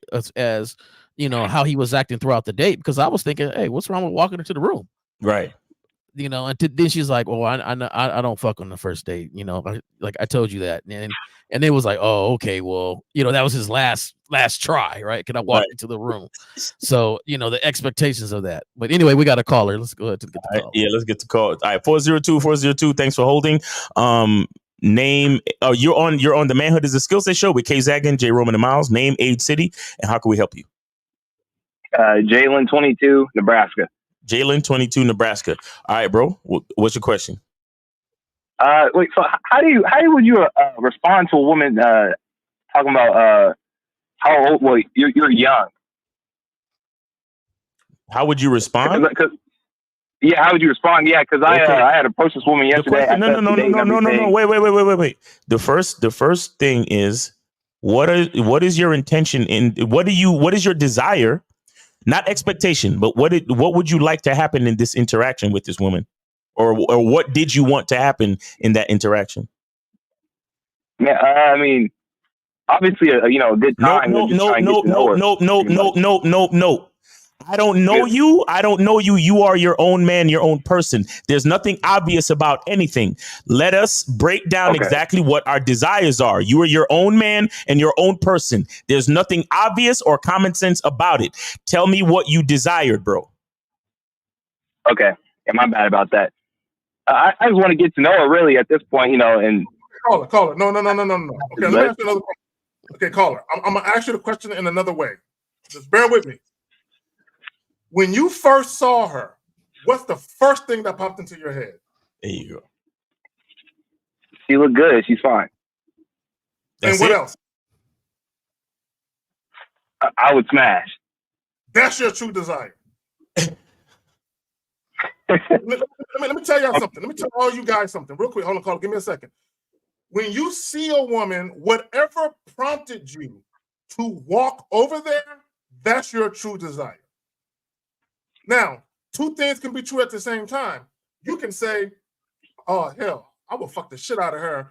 But before I give her an opportunity to sample this penis, let me make sure that her head is on straight. Right. You're mainly motivated to approach her because you desire to sample her that body. You desire to let her sample your penis. Go ahead. Exactly. Now, I asked you that question, caller, because that is what should dictate your response. Okay, because you guys call us and ask us these type of questions, but you're not even paying attention to the honesty of your own motivation. You're not paying attention to what you truly want. Because look at how it took two of us to fucking get you to the truth. You see that? Yeah, that's real. So right off rip, you're lying to yourself. You're lying to the bitch. Your whole fucking life is a lie in that moment. You understand? Okay. Yeah. That's why you don't know what the fuck to say, because you don't know who you are, because you're lying. And the crazy thing about it is when you didn't know what to say, what did you say when she said that? What did you say? I didn't say nothing yet. Okay. So this is not a face-to-face conversation. No, okay. No, this is over text. This is over text. Okay. Where did you meet this chick? Where did you meet this chick? Up at my job at my job. Okay. Okay. Real quick. You're 22. How old is she? I do not know. Okay, so can you read us the text? verbatim. Yeah, I'll just start. You want me to start from the beginning and then get to where we're at now? Hold on. Let's not start from the beginning because you might read a book. So let's do this. Whatever prompted her to mention your age, read the text before that.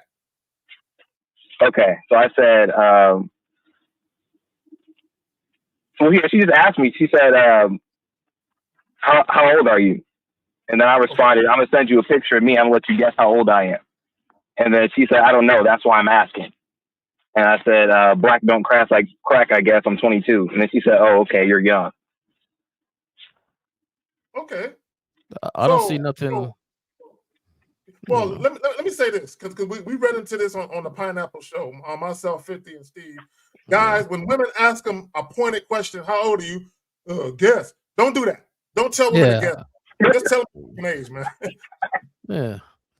See, I thought you was face to face. So, and like Miles and Zag were saying, you know, it kind of goes along with what you're after and what you're looking for.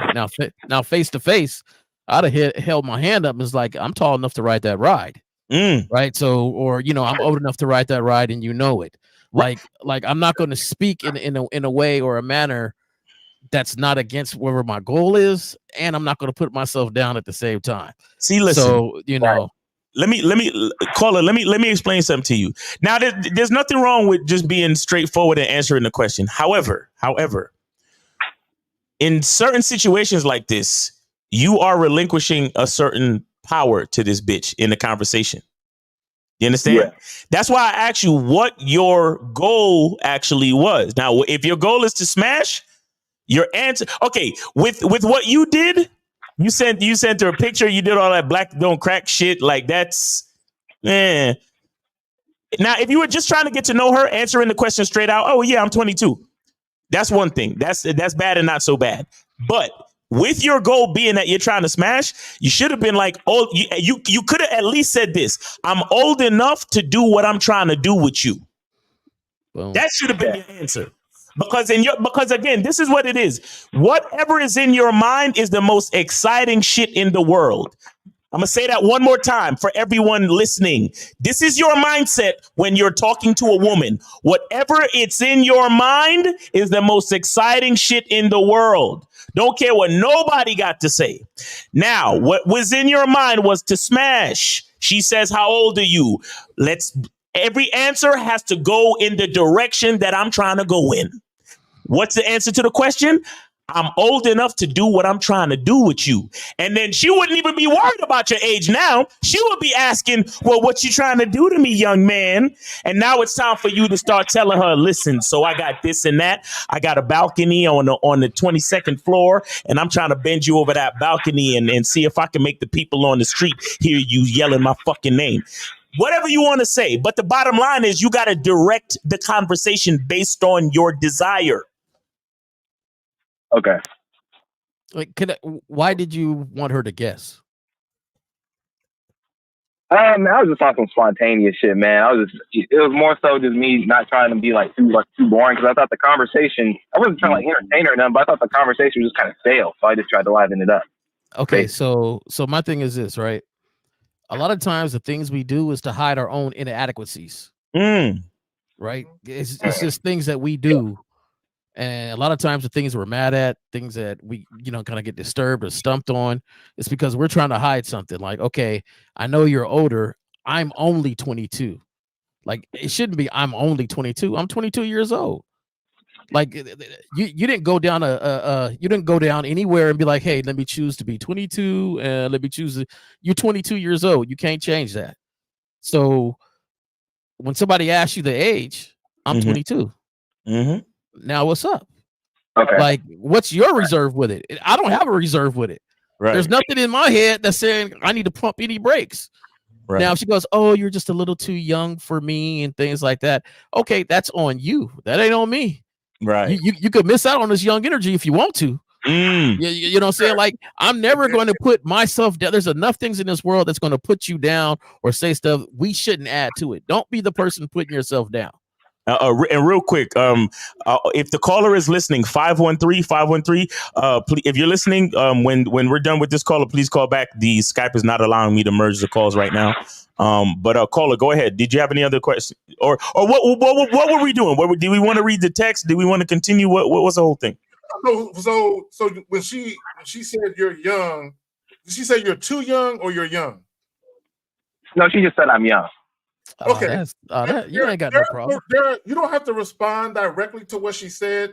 To Right. Miles' point, redirect her to the task at hand. Right. Just redirect. Let me just say this about these questions. Yeah, I got that energy you like. You don't, gentlemen. When these women be making these statements and shit, you don't always have to respond directly to what she's saying if what she's saying is not conducive to what you're trying to do. Get her back, get her mindset or her mind state back to where you are, not even back because she wasn't there yet. Get it where you need to go. To the point, when she says you're young, ignore that. All you got to do is say, hey, look, I got some free time this evening. Let's get together. Mm-hmm. That's it. Well, whatever you're trying to set it up. You said what? I had already set the date. So, I mean, honestly, I don't really have no other agenda. I mean, what I want is... Let's back up. Wait, caller, hold on. So you set the date before or after she said this about you're young, being young? Before. When is the date set for?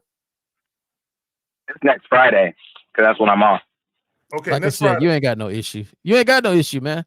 So all you got to do is make sure that she confirms the date. That's all you got. Don't respond to the young thing. Just make sure she confirms the date. Did you respond already? You said you responded already. You told her the age, right? I told her the age. You told her to guess. But then You told her to you're guess. young. I haven't responded to that. She said you're young, and then okay, so she asked you your age, and then then you told her your age, and then she said you're young. Now, okay, here's the thing. Well, me personally, I don't really try to talk to these chicks or text these chicks too much before the date. That's my thing. I would do this since you've already set the date, and your agenda is always primary as the man. I mean, you'd be like, if she continually tries to text you, just be like, look, I know we're gonna have so much fun going back and forth next Friday, and I look forward to spending time with you then. You see what I'm saying? Yeah.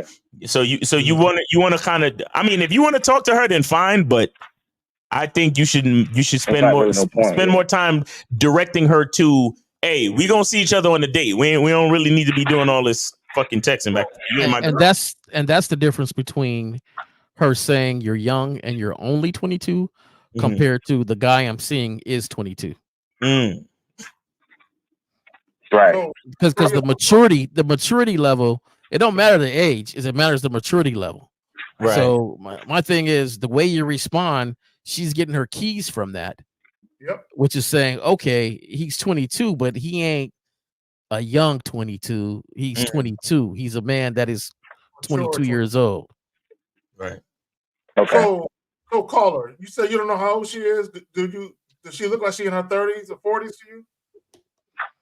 Nah. Honestly, man, it's hard for me to tell. If I had to guess, I'd probably say 25. Oh man. Yeah, like I said, you ain't got no. I'm thinking she like a milk. So do you have any other questions, caller? Nah. Okay. You're doing all right, bro. Just focus on the date. Don't let her text you too much, bro. Don't let her, because all of the texts that she gonna try to text you and call you, she's just trying to qualify you, and you don't want that to happen. If she gonna qualify you, at least have her put the effort out to see you face to face. You get what I'm saying? Yeah. All right. But I'll tell you this too. You said some things about her. You said her conversation was kind of boring already. So, that's what you said when you were texting, and it was kind of boring. So you was trying to spice the texting up. I'm not a big texter. I'm always like, look, don't 5-10 text me. Just give me a call. But if you already said that was boring, what are you really expecting from the date? Why are you even going on a date with it? Why not just set up an appointment? Be like, hey, a dick appointment. There you go. Paul, let me ask you a question. I need you to answer this question honestly. How many texts did you and her send back and forth to each other before she asked you that question? Man, it's only, I can count. It's 1, 2, 3, 4, 5, 6. Oh my God. Okay, so this is what's probably going on. This is what's probably going on. I tell you guys, over communication kills attraction. So this is what typically happens. When you're texting back and forth, depending on, I think Miles might have alluded to it earlier, depending on what you're saying within the text, or one of y'all said it, depending on what you're saying, is giving her cause to pause. It's making her think differently about you. It's making her have a perception that wasn't there before. So now she's asking questions because maybe she thinks this guy is young acting, or based on how he's responding to me or what he's asking me, he has a young way of thinking. So that probably prompted her to ask you your age because of how you're communicating with her. Bro, let me tell y'all something. To Miles' point, always leave the situation on a good note. The date is set up. There is no need to speak on anything other than the date being set up, because what's happening is, to Miles' point, she could be trying to quote unquote get to know you via text. If a woman wants to get to know you, she needs to do that shit in person, face to face, not over the fucking phone. Yep. Okay. And I'm gonna tell y'all this too. And you know, I'm speaking for me. You know, the panel might do stuff different or whatever, but one of my keys is, if you can't talk to me on the phone, we just can't vibe. Because I know if you really into me, you'll take whatever time you get, and it'll be that phone call. You won't sit here and try to text me all day long. To me, if a woman really likes me, and I say, hey, I'm not much of a texter, you know, call me at, and I always give some odd time, you know, call me at 5:33 or 5:38. Like, I never go 5:40 or something. That's just me. But call me at this odd time. If you can't do that, then you're not really into me. So, all right, caller. Okay. All right. Yeah, I appreciate it, guys. All right, man. Good call. Thank you, man. Have a good day. Appreciate it. All right. So 513, if you can hear me, you could call back. 513. Go ahead and call back now. Let me say this. The last caller, I hope you're listening, and for you guys, look, gentlemen, less is more. When you're dealing with a woman. Yeah, hold on. 513. We got a couple points to make, so just hang out real quick. We'll get to you in a couple of minutes. All right? Yes, sir. Okay, stay right there. Oh, that's Chris. That's Chris. Yeah, hang out, Chris. Yeah, go ahead, Zach. Just real quick, gentlemen. When y'all, two quick points. When you very first meet a woman for the first time, and you guys exchange contact information, bid her farewell and end the conversation. Always end the conversation on a high note or a good note. Now, once you already set up the date via text or via a phone call, there is no need for you to do any back and forth about miscellaneous bullshit. Exactly. That's where you get into conversations about things that don't matter. Then you go down that rabbit hole of bullshit that can ultimately having a woman saying to herself, you know, I was going to go out, but based on what he's saying in these texts or this phone call, I changed my mind. Right. Don't play yourself. Go ahead. All right. Chris, go ahead, man. Chris, 513. Hey, Miles, can you hear me? Yeah, we got you. Go ahead. Yes, my name is Chris. I'm coming from Cincinnati, age 40. All right, what's going on, Chris? How you doing, bro? Not much, man. I am doing well, man. Well as always. I just wanted to make this statement about the. My bad.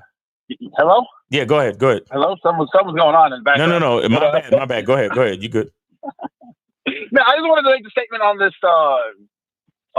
black women thing. Listen, I dated black women from all over. I'm talking about Cleveland, Columbus, Nashville, you name it. I've dated black women from all over. And I have never experienced black women twerking, coming out, being ratchet, none of that stuff. Right. It all starts with me. That's really it. Facts. And that's what men have to understand. It actually starts with themselves. Because if they actually had an actual standard, they wouldn't allow all that stuff to go on. That's all. Yep. Well, not only that, Chris. I said earlier, you attract what you project. So a lot of these guys, they are attracting ratchet chicks because they ratchet. Those dudes are ratchet, or they're used to dealing with ratchet bitches.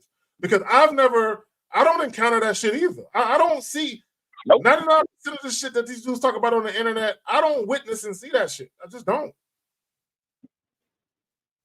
No, me neither. Not at all. Like, matter of fact, the girl that I'm with now, I like, she's black, and I have been with her for 2 years, and we haven't had any arguments, and she's been great to me. So I don't know what's going on. Facts, real shit. And really, that's all I'm concerned about. What she is to me. That's all I'm concerned about. She could have been twerking with the 5 dudes before me. Yeah. She ain't doing it with me though. I can care less what somebody else experienced. And let me just say this about that. Gentlemen, never concern yourself with the experience of other men because they ain't you. Right? This is why when guys talk about all this fucked up shit they've been through with women, you got to look at the dude. Like, what the fuck's going on with you that you are attracted to disrespect you like this? You are attracted to women who would do this? Bro, it's you. It ain't the women. It's you. Facts. All right, Chris. Exactly. And yeah, exactly. Can I make one more point? Yeah, go ahead. Exactly. And this concept that black women lie and all this stuff, they don't lie. What happens is dude puts himself in goofy situations. That's why. That's it. Facts. Yep. That's all it is. If these men wouldn't put themselves in goofy situations, there would be no lying, and there would be nothing like that going on. Right. But men continue to do that. That's all. Look, I'm gonna keep saying this until I'm blue in the face or purple, whichever comes first. If you deal with women strictly on your terms, a lot of the bullshit guys deal with can be avoided. Because if you deal with, if you're dealing with a woman on her terms, she can create the narrative for you to follow. Right? But if you deal with the woman strictly on your terms, she has to respond and react to how you're moving. So the moment she responds in a way that's not conducive to your bottom line, you just get rid of her. As long as she's complying with how you're wanting her to conduct herself in your presence, there's no issues there. But guys, they spend so much time trying to win the woman's affection, trying to prove to the woman that they're worthy of getting in between her legs, that they end up jumping through all these hoops. And of course, once a woman realizes that she got you and that she can fucking control you and she can kind of dictate terms and conditions to you, she's going to lead you down a rabbit hole of showing you what she thinks you want to see from her. So now, when you talk about a woman don't lie, guys can, there's a saying, you don't have to lie to women, they'll lie to themselves. Because if a woman likes you enough, she'll create a fantasy in her head about what she thinks is going on. Dudes are doing that. Dudes are lying to themselves and creating a fantasy in their own minds as to what type of woman they think they're dealing with. And that's y'all fault. Go ahead, man. Yeah. Hey, Zach, 100%. And I think we even had a show about, how guys lying to themselves and setting up all this expectations and this imagery in their head, and then get mad when it's not fit. When somebody doesn't live up to it, and that's the thing is that once you start doing that and living outside of your reality, it's even off the map for yourself, right? Because now you're holding a standard because it's not really your reality. You're holding somebody else to a standard that you can't even keep. Right. Because in my reality, I will never be with somebody that ratchet, because they wouldn't even get past. They wouldn't get past the first ratchet incident. Exactly. They wouldn't get past the first ratchet meeting. They would, if you talk a certain way on the phone. I am not into this. So that's the thing that guys have to understand. There's always something, but you don't want to do it because she looks bad. She's a 10. Or she's thick, or she got this going on, or that, or I only saw it a little bit, or it wasn't fully. She wasn't really talking to me. She was talking. I'd never forget. I was with this. I was with this one. She hit herself pretty good though, but she let it out though. We was at Subway, and I never forget this. This was the demise. This is the end of her at Subway. She went to take the order at Subway, and she goes, "This is what I'm gonna have." And she started talking a lot different than before. And right then I looked and said, what are you doing? Just order your food. Right? I'm like, just order your food. Like, why are you talking like that? And she's like, oh, I was just letting them know how I need to, order my food. And I don't want this on it. And I don't want that on it. And I don't want this on it. And I said, oh, okay, cool. All right. So we enjoyed the evening, but that was the last time I seen her. I didn't like that. I didn't like the way she was talking. I like she was representing out in public like that. It just, that incident alone let me know a lot about her. Right. And that was the last time. I know maybe she didn't know that, but that was the last time we ever seen each other. And that was it. And it was just because of the way I seen the window where what she could be at points in time, and I wasn't cool with it. Mm-hmm. Facts. All right, Chris, anything else you want to talk about, bro? That's it, man. Hey, listen, I just want to let you know, get on that masculinity membership. Yes, sir. Bad boy membership. Yes, sir. Get on it, guys. Yes, Help sir. yourself this year. See Exactly. y'all. I'm out. Hey, appreciate you, man. Take it easy, man. That's the homie Chris from Cincinnati. Yes, sir. All right. And I want y'all to know, man, Chris started out, just like everybody else, but now he got a main chick, and he's honest with her, and he travels and does his thing, and like he be impressing me, man. This man be doing it, man. He be doing it. So shout out to him, man. What's up? And that's receipts right there. Yeah, that's receipts, bro. Yeah, hell yeah. He be, like you said, he been with his chick for the last 2 years, and he called up the show and explained stories of him going out on other dates and things like that. So he ain't fronting. You know what I'm saying? And again, it's possible to guys to be in a meaningful relationship with someone and be honest, and for them to understand your value to the point where they understand what you're doing, as long as you show a certain level of consistency and respect and certain other things that are necessary to do that, it can happen. We don't need to lie to women, guys. No. But you gotta set your life up for it, though. Exactly. And that's the part that people don't really want to do. Exactly. Well, because the average guy. Yeah, because it takes a lot to set it up and to get your base, your foundation to that's the way you living compared to renting out a room there. Facts. Let me point out something that Mr. Justin said. He says use text calls to fuck a mind if you can't learn or avoid it. Right? If you can't learn or avoid it. So, and I want to get back to something. Shout out to Steve the Dean, because that's Steve's forte. You know what I'm saying? Too, Steve like doing that shit on the phone with the chicks. And if that's your area of expertise, if you're good at that, if you know how to talk to chicks and all of that, then that's just what you do. But a lot of you guys, it's to your detriment to be on the phone. Mm-hmm. It's to your detriment to be texting back and forth because you don't know how to set it up where you're literally getting a woman hot and bothered and getting her excited sexually before the meetup, right? And my thing is, if you're gonna use texting and talking on the phone to talk about your fucking childhood and your dreams and aspirations and the first time you broke your leg and all the people that signed the cast, if you're gonna use that time to talk about that frivolous bullshit, you're fucking yourself. Okay, 9 out of 10. So if you're gonna talk on the phone, if you're gonna text back and forth, at least like what Justin is saying, learn how to do it in a manner where you're really using it as foreplay. And you're using it to build up anticipation and sexual interest and desire. If you don't know how to do it, stay your ass off the fucking phone. And when you see us, when you see her. At this point, I expect men who date women to have tried both ways, right? Have tried to stay a little more coy off the text line and see the results compared to you drowning her out with these texts and just having these long conversations. How did it go for you? Like, I'm a big person. I'm not going to believe when they give those stats, 9 out of 10 people or 3 out of 7 people. Well, I got 4 homies. I got 10 homies. I look at my whole circle. Okay, 1, 2, 3. No, I never seen us do that. So I'm not sure about that stat. Start looking at your own stats. Like, some of you guys are keep repeating the same behavior with the same results with different people and not realizing it's you. You've been texting and drowning her out. Look, I never forget. I had a coworker. This was pre-COVID. It was right before COVID, so it was back in 2020.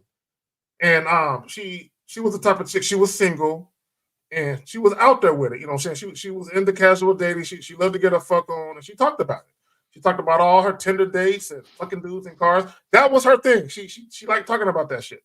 And oddly enough, gentlemen, and when I say oddly in quotations, all the married women who had kids that didn't really go out, they loved to hear her fucking story. They loved to hear her sexcapade. They loved it, right?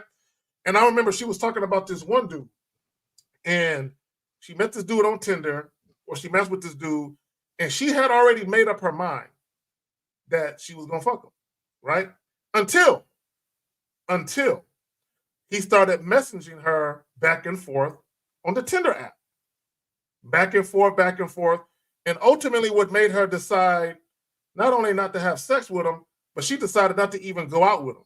She decided to flick on the date because she said this. She said, I feel like I know him too well. There's no mystery. There's no intrigue. There's nothing. I feel like there's nothing to talk about now because he told me his whole fucking life story in 2 days, right? So I'm just letting you know, when I say over communication kills attraction, it's a real thing. Y'all got it. And he just thinking, man, she's really into me. She asked about my siblings and, asked about where I'm from and all this other stuff. How's it going? It's going good. Yo, a lot of time these chicks, they try to do that whole phone conversation thing because what they're really saying is they're asking the question, are you worth it, me getting dressed and coming out to meet you? That's really what they're asking. And my thing is, if that's how you feel, then don't bother. Facts. Don't bother. Because I'm willing to wait till a date. I'm willing to wait till a fucking date. I don't have no problem with getting dressed and meeting you at the place that I told you. Okay? I need the same from you. Because if you constantly trying to call me and text me, I don't know you. I'm not your man. I don't owe you text attention and phone call attention. This is called a dating app for a fucking reason. I don't owe you no type of communication. The only thing I owe you is what I invited you out to, which was a drink and for us to meet up and talk. That's it. Well, and let me say this, and guys, y'all need to learn how to value your time a little bit more. Don't give new women unbridled access to you, where they can call whatever the fuck they want. No, my thing is, do the date. If both of you are mutually, attracted to each other, and there's mutual compatibility, and y'all desire to see each other going forward, make that happen. But don't feel like, this is what guys feel like, well, I don't want her to forget about me. I don't want her to think that I'm ignoring her. Like, to your point, Miles, you don't owe her consistent and constant communication in between the date. You don't owe it to her to do that. And here's the thing, and I say this, it's not about what you do, it's about why. Like, I think, Jay Roman, you said you're a phone guy. You don't mind talking on the phone. But that's what you do, though. That's what you like to do. There's a big difference talking on the phone with a woman because that's what you like to do versus you feeling obligated to do it, believing if you don't, then she won't be happy with you, and then she won't go out on a date. That's some sucker shit to even move that way. And it goes back to you dealing with the woman on the woman's terms now. Exactly. Let me correct a little bit. I'm not sitting on the phone talking for hours and stuff like that. My thing is I'm not one of those people that's connected to their phone. Like, I don't want to pick up my phone for every text and everything that happens. So my thing is, if it's important, just call me. Hey, you know what? I won't be able to do it. Don't text me that. Just call me on the phone. All right, cool. Blah, blah, blah. Boom. That's it. I don't like to stay on the phone for a very long time. When I call, it's going to be boom, boom, boom. When I hit on a little flirtatious and I'm out, that's it. So, no, I'm not sitting on the phone with you for hours. It's gabbing away. Now that ain't it. But I just grew up in the era where we didn't have text messages and now there is. And so everybody uses it to hide themselves and do these texts when, hey, I'm gonna give you that energy on the phone. I want you to hear this voice say, hey, yeah, I'm happy to see you coming up, but look, I got some stuff to do right now. Thanks for letting me know what's up with that. And, I'll talk to you a little bit later. In fact, You know, how about you call me when your toes hit the sheets tonight? You know, that's it. Like it ain't gonna be a long conversation, but it's gonna be like, okay, you got my attention for this amount of seconds. We out until the next time. Facts. What did Drake say? I'm here for a good time, not a long time. You wanna all right, so it's we almost at that time. Let me cut these lines in. If you want to do these questions and then that's it. All right, cool. So let's go ahead and knock this one out. So London Boy says, what are some common ways of a man getting in his own way to obtain financial success or close opportunities with women? Some of these questions, y'all need to call in. Let me just say this, London Boy, because you got all these fucking questions. You need to call in specifically. Well, we actually been talking about that the whole show. So just play the whole show back, London Voyager. You'll be all right. I think he needs to counsel with one of you guys. Because you know, money and women are two different things. Right, two different things. I don't know why you even put them in the same. Money and women do not go in the same category. You can literally separate the two. All right, so AJ Leno says, I tag along with Jay Roman on tackling the situation. I do that as well. Would you suggest to do that often to see the outcome as long as you stay on your P's and Q's, as you'll be learning from them situations? Well, I kind of touched on this one a little bit earlier where, you know, not to do it, not to challenge yourself just to fail and use it as an excuse, you know. But I do, you know, interact with a lot of different people. So, you know, there's sometimes I do off the wall stuff to see the reaction. And sometimes I do other things. And sometimes I do it to control the situation. If you ever had a woman that was really into you, that was kind of difficult to get rid of, well, I do a lot of stuff that will seem to get rid of her. So you text a whole bunch and you do all that stuff just to see how the outcome would be, you know, and you'll get rid of her. So, you know, sometimes if you guys are feeling and have a thought in your head like, no, these guys are wrong, well, go ahead and try it. Go ahead and text a woman a whole bunch of different stuff and just interact with her every day. Say good morning, queen, and do all that stuff and see how it goes for you. See how it goes, right? Facts. Yeah. So, all right, so let's move on to this question right here. So he says, I canceled a date on the girl because she was texting me every day. She lived an hour away from me and she wanted to see my driver's license. Did I make the right decision? Yes, you did. You did. Yeah. I had that once. She tried to send me your driver's license. I was like, hell fucking no. And I canceled the date too. Hell, man, these chicks. There's sensitive information on the driver's license. You ain't gonna be having a picture of my driver's license that's floating in your phone and shit. You done lost your fucking mind. I think somebody came up with that for a safety reason, right? But it's a little too far though, you know, with the driver's license thing. Like, hey, get his driver's license, girl, just in case, you know, you out and about and stuff. But if I ain't even came to pick you up, you know, and you're asking me to send a driver, no, I'm good. This is weird. Well, number one, if you're meeting in a public forum, what difference does it make? That's one. Exactly. Two, yeah. Let me explain something to you guys. There are ID theft rings that literally have copies of your people's licenses and all that. So all they need is your name, your likeness, the ID number, the date of birth. They can literally, people can steal your identity with that information.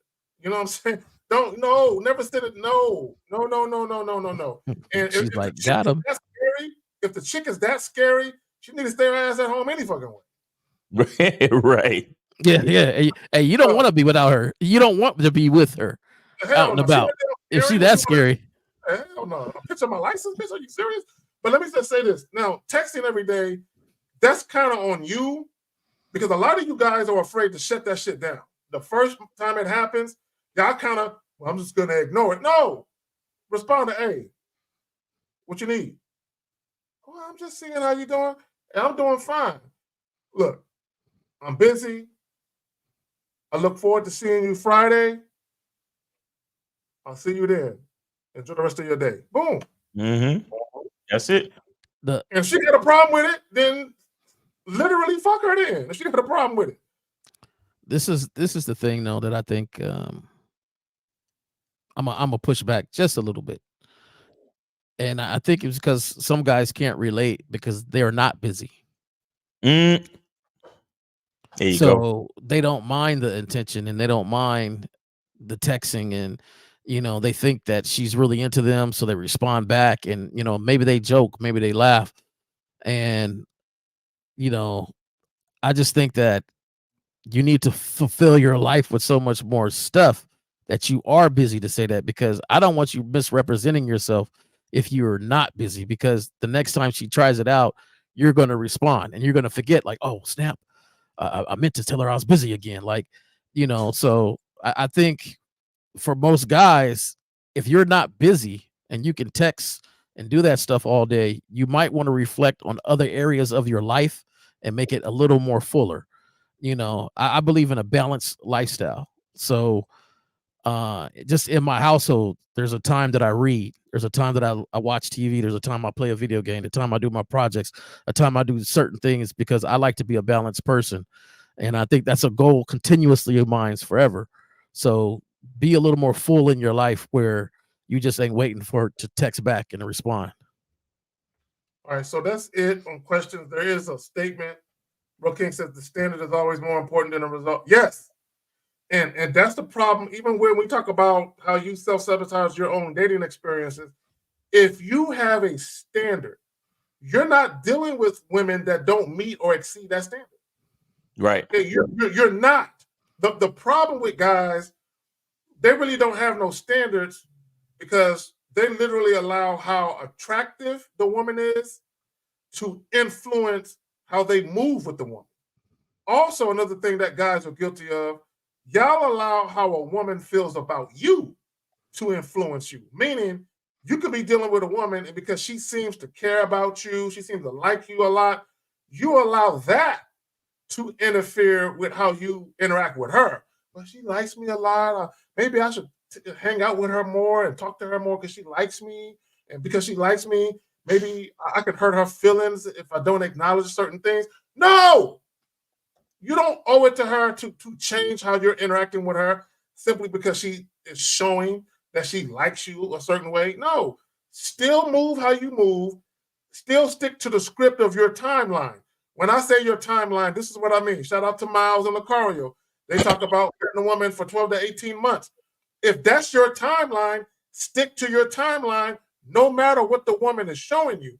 If she is showing you something where you didn't anticipate it, but you like it, you can be like, all right, that's cool. I wasn't really anticipating or expecting her to come at me like that. But I kind of like that shit. And you can enjoy it, you can relish in it and all of that, but don't allow that to say, well, I normally vet chicks for 12 to 18 months. I think I'm gonna make her my girl at 6 months now because she's showing that she liked me so much. No, stick to the script. There's another statement right here. No, that's one I want to say something to this. He says, I self-sabotage plenty of times in my life. Reflecting back on those instances, I usually did it because of fear of success. Let me speak on that real quick. Because that's true. A lot of guys and women too, but a lot of you guys, you kind of like the Cowboys. Those Cowboys. Y'all are allergic to prosperity. Okay, you are allergic to good things happening to you, right? And the reason why, and there's a deeper aspect or a deeper psyche to that. The real reason why you are afraid of success or you are afraid of prosperity, you are afraid to getting attached to it and then losing it. That's what it really is. Y'all want to speak on that? I think that's a big one that reflects in more areas than one. And I think that's something that you gotta work on.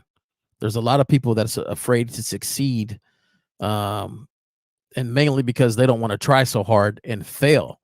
To me, it's sort of the opposite. The fear of success is the fear of succeeding, but really it's the failing part that you're really afraid of, to put so much effort into something and then fall short of it.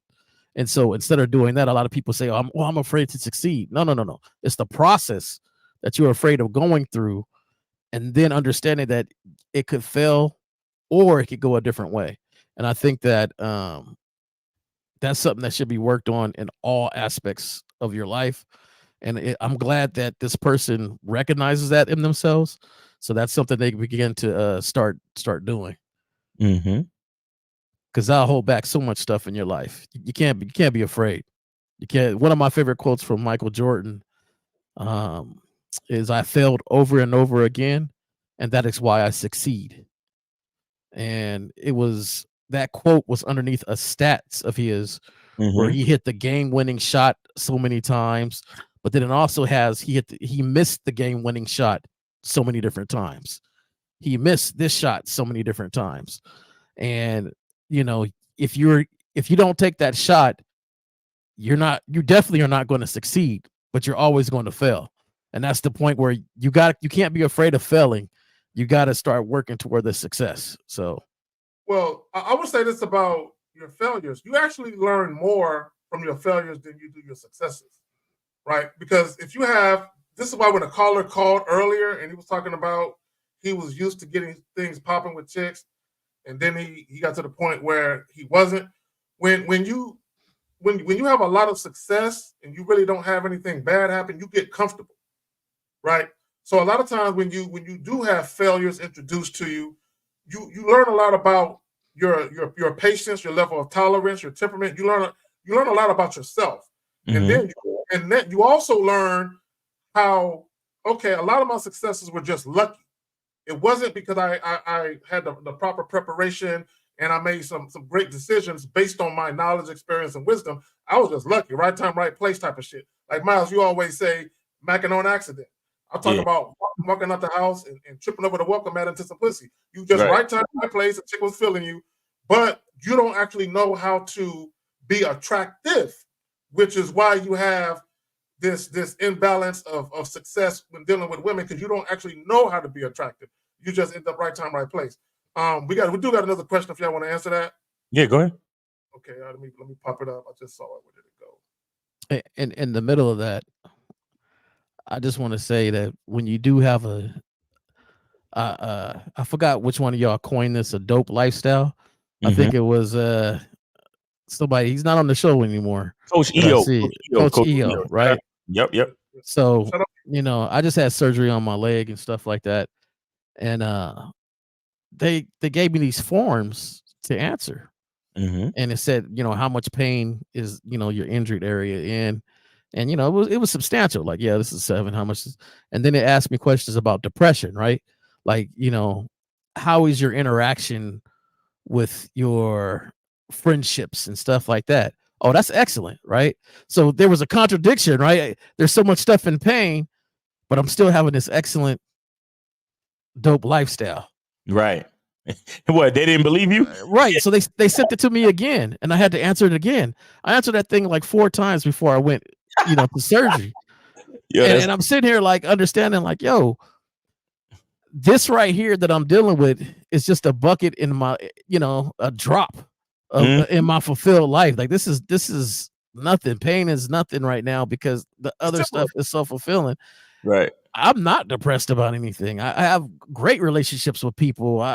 My circle is full. Like, this pain is separate from that. And I'm quite sure, they do that to try to help somebody that might be going through something mentally, but just the aspect of what we're talking about, when your life is fulfilling, it covers so many different areas that it's one of the best ways to live. And and I feel like I got a cheat code in life right now. If you haven't got to that point in your life, please call one of these fellas, get on one of these programs with them.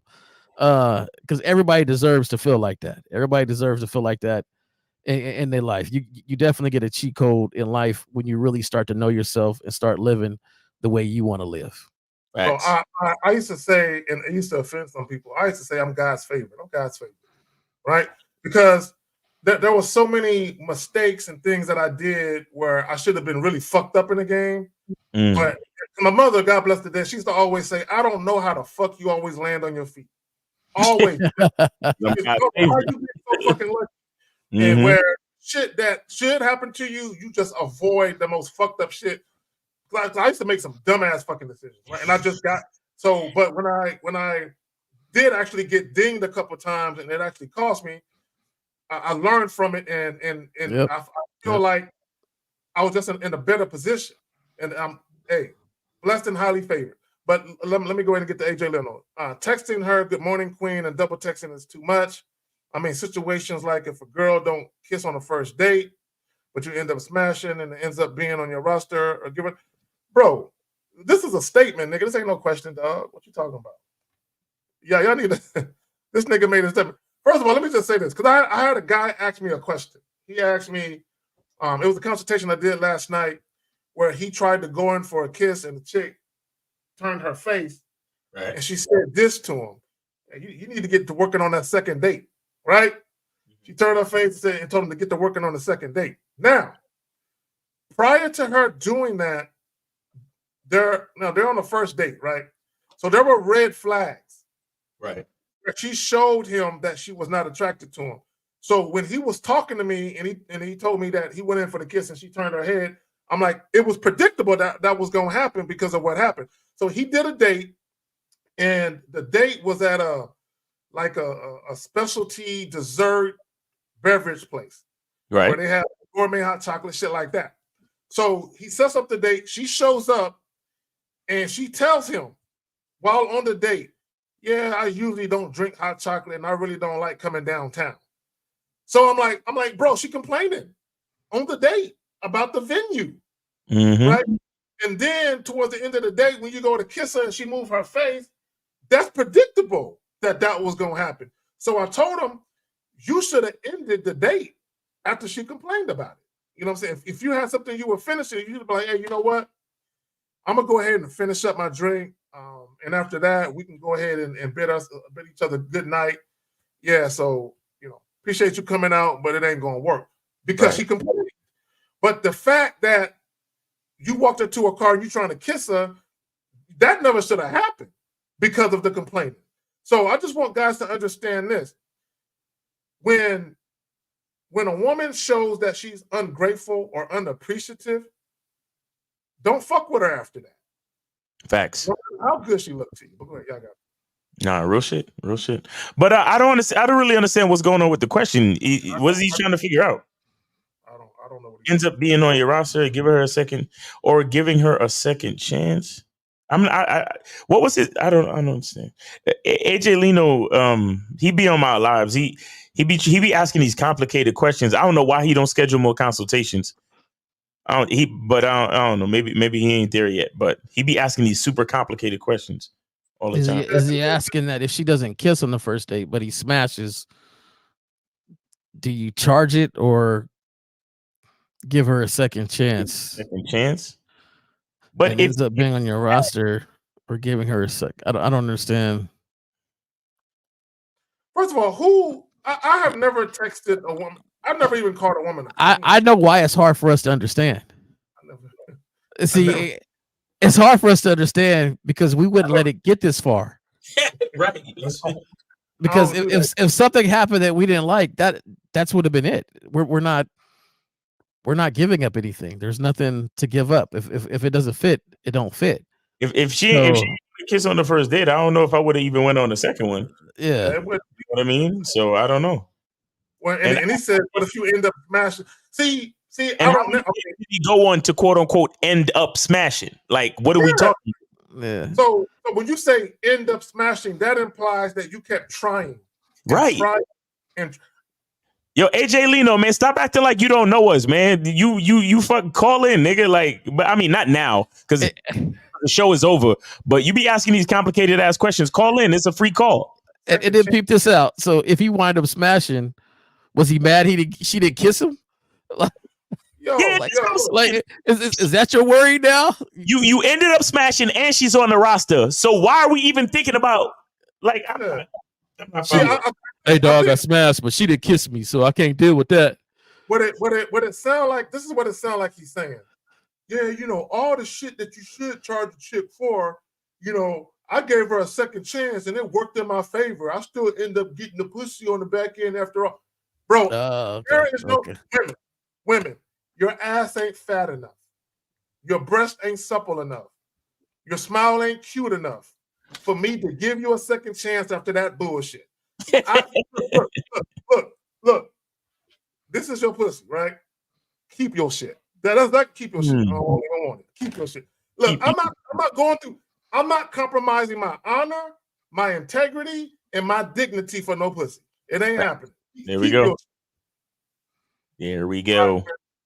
Or you can do it and then see how it works out for you. All right, guys, go get the soap. And what else?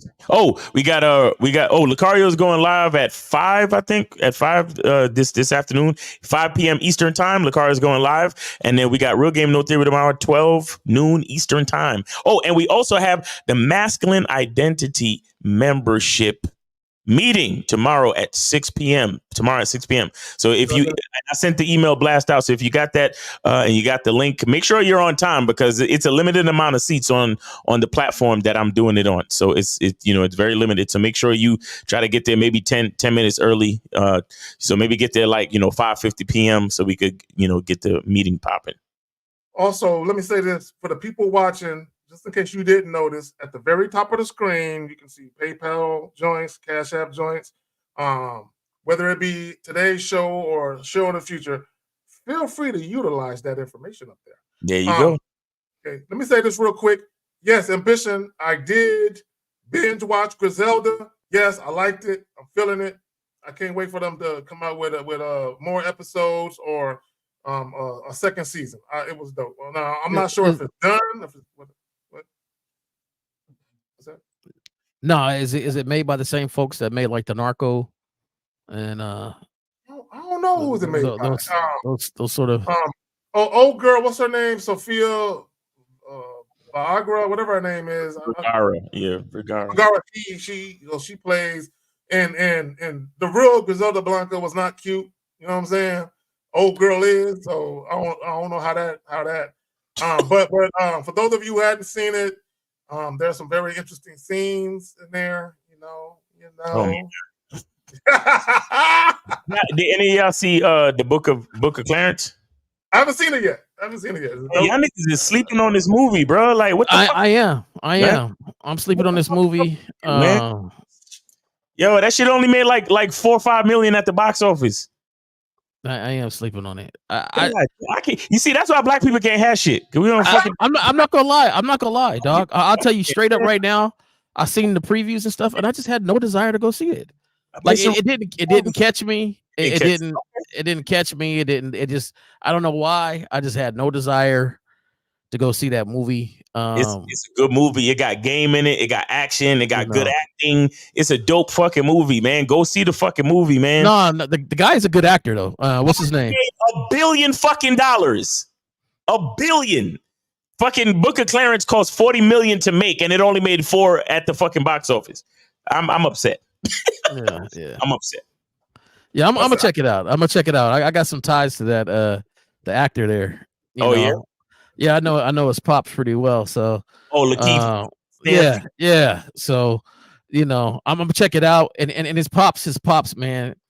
You talk about a dude that is excited for all his children. I mean, he always runs down everything all his children are doing. Talks about this, and maybe because he drowned me out to look at this movie so much, because he just talks about it so much that I haven't seen it yet. Oh, that's why I gotta see it. Told it or some shit, right? I mean, but he's a proud dad. You expect nothing less. You would expect nothing less from him. Nobody's actually, you know what I'm saying? Like it's actually, well, in my opinion, it's actually a good movie though. Facts. I'm gonna check it out. Well, I've heard from multiple people that it's a good movie, and Miles, much like you, they were very disappointed. Like ain't nobody checking this shit out. Ain't nobody going to see it. I'm like, come on, man, y'all crazy. And you know what the best part is? Ain't no rainbow shit. It's a straight fucking story.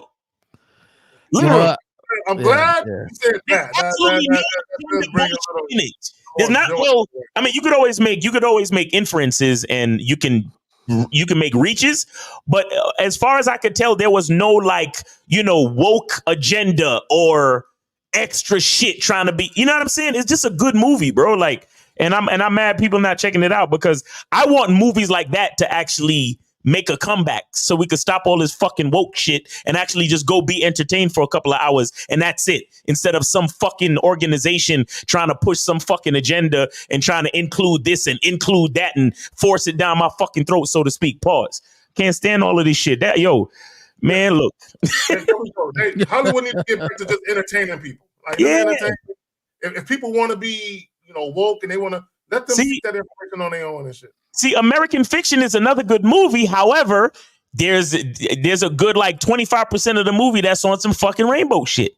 That's on some woke shit. And you know what I'm saying? Yo, I told my trainer, I was like, yeah, the character's brother. Well, I don't want to ruin it, but I was like, there's some rainbow shit in there. He's like, yeah, I ain't seeing it then. Like, yeah. If you tell me that, I'm like, oh no. Okay, it's still in theaters. I'm gonna check this out tomorrow. I'm gonna go and check this out. Yeah, tomorrow. please do. Check out the Book of Clarence. Please do. On that note, real quick, manhoodisaskillset.com, masculineidentitymembership.com. Go ahead and go to the joint, check it out. Miles got the soap.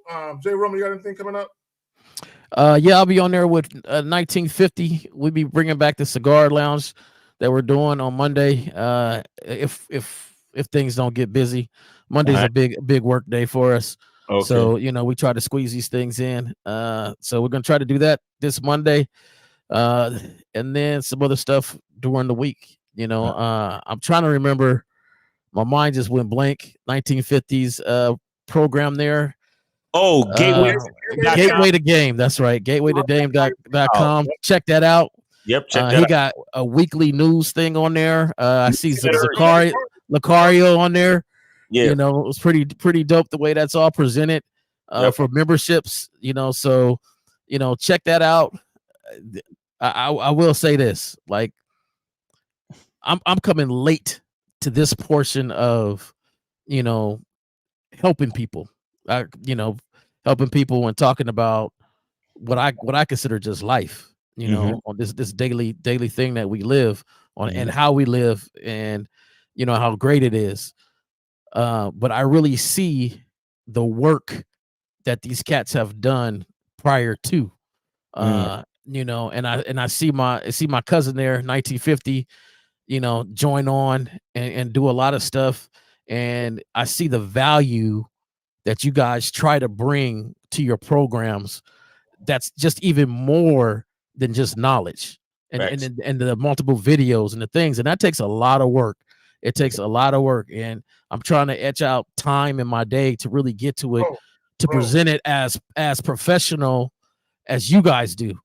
And so, I'll tell you this, 1950, known him for a long time.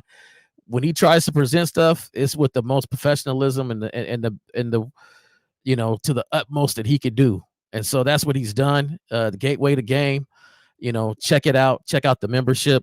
And I notice he's following a good trend that you guys have in presenting stuff and just putting work to it. So if anybody on the fence about any of these gentlemen's programs and things you get with the membership, check it out. Check it out. There's value into it, and there's way more than what you would think that you can get out of it. All right, so I appreciate that, J. Roman. Miles. Hey, tomorrow, 11 o'clock Central, 12 o'clock Eastern. Real game, no theory. Yeah. Come through and fuck with us. Renee, thank you, baby girl. Join Silverback membership. Gateway to Game. Fuck with your boy. We out.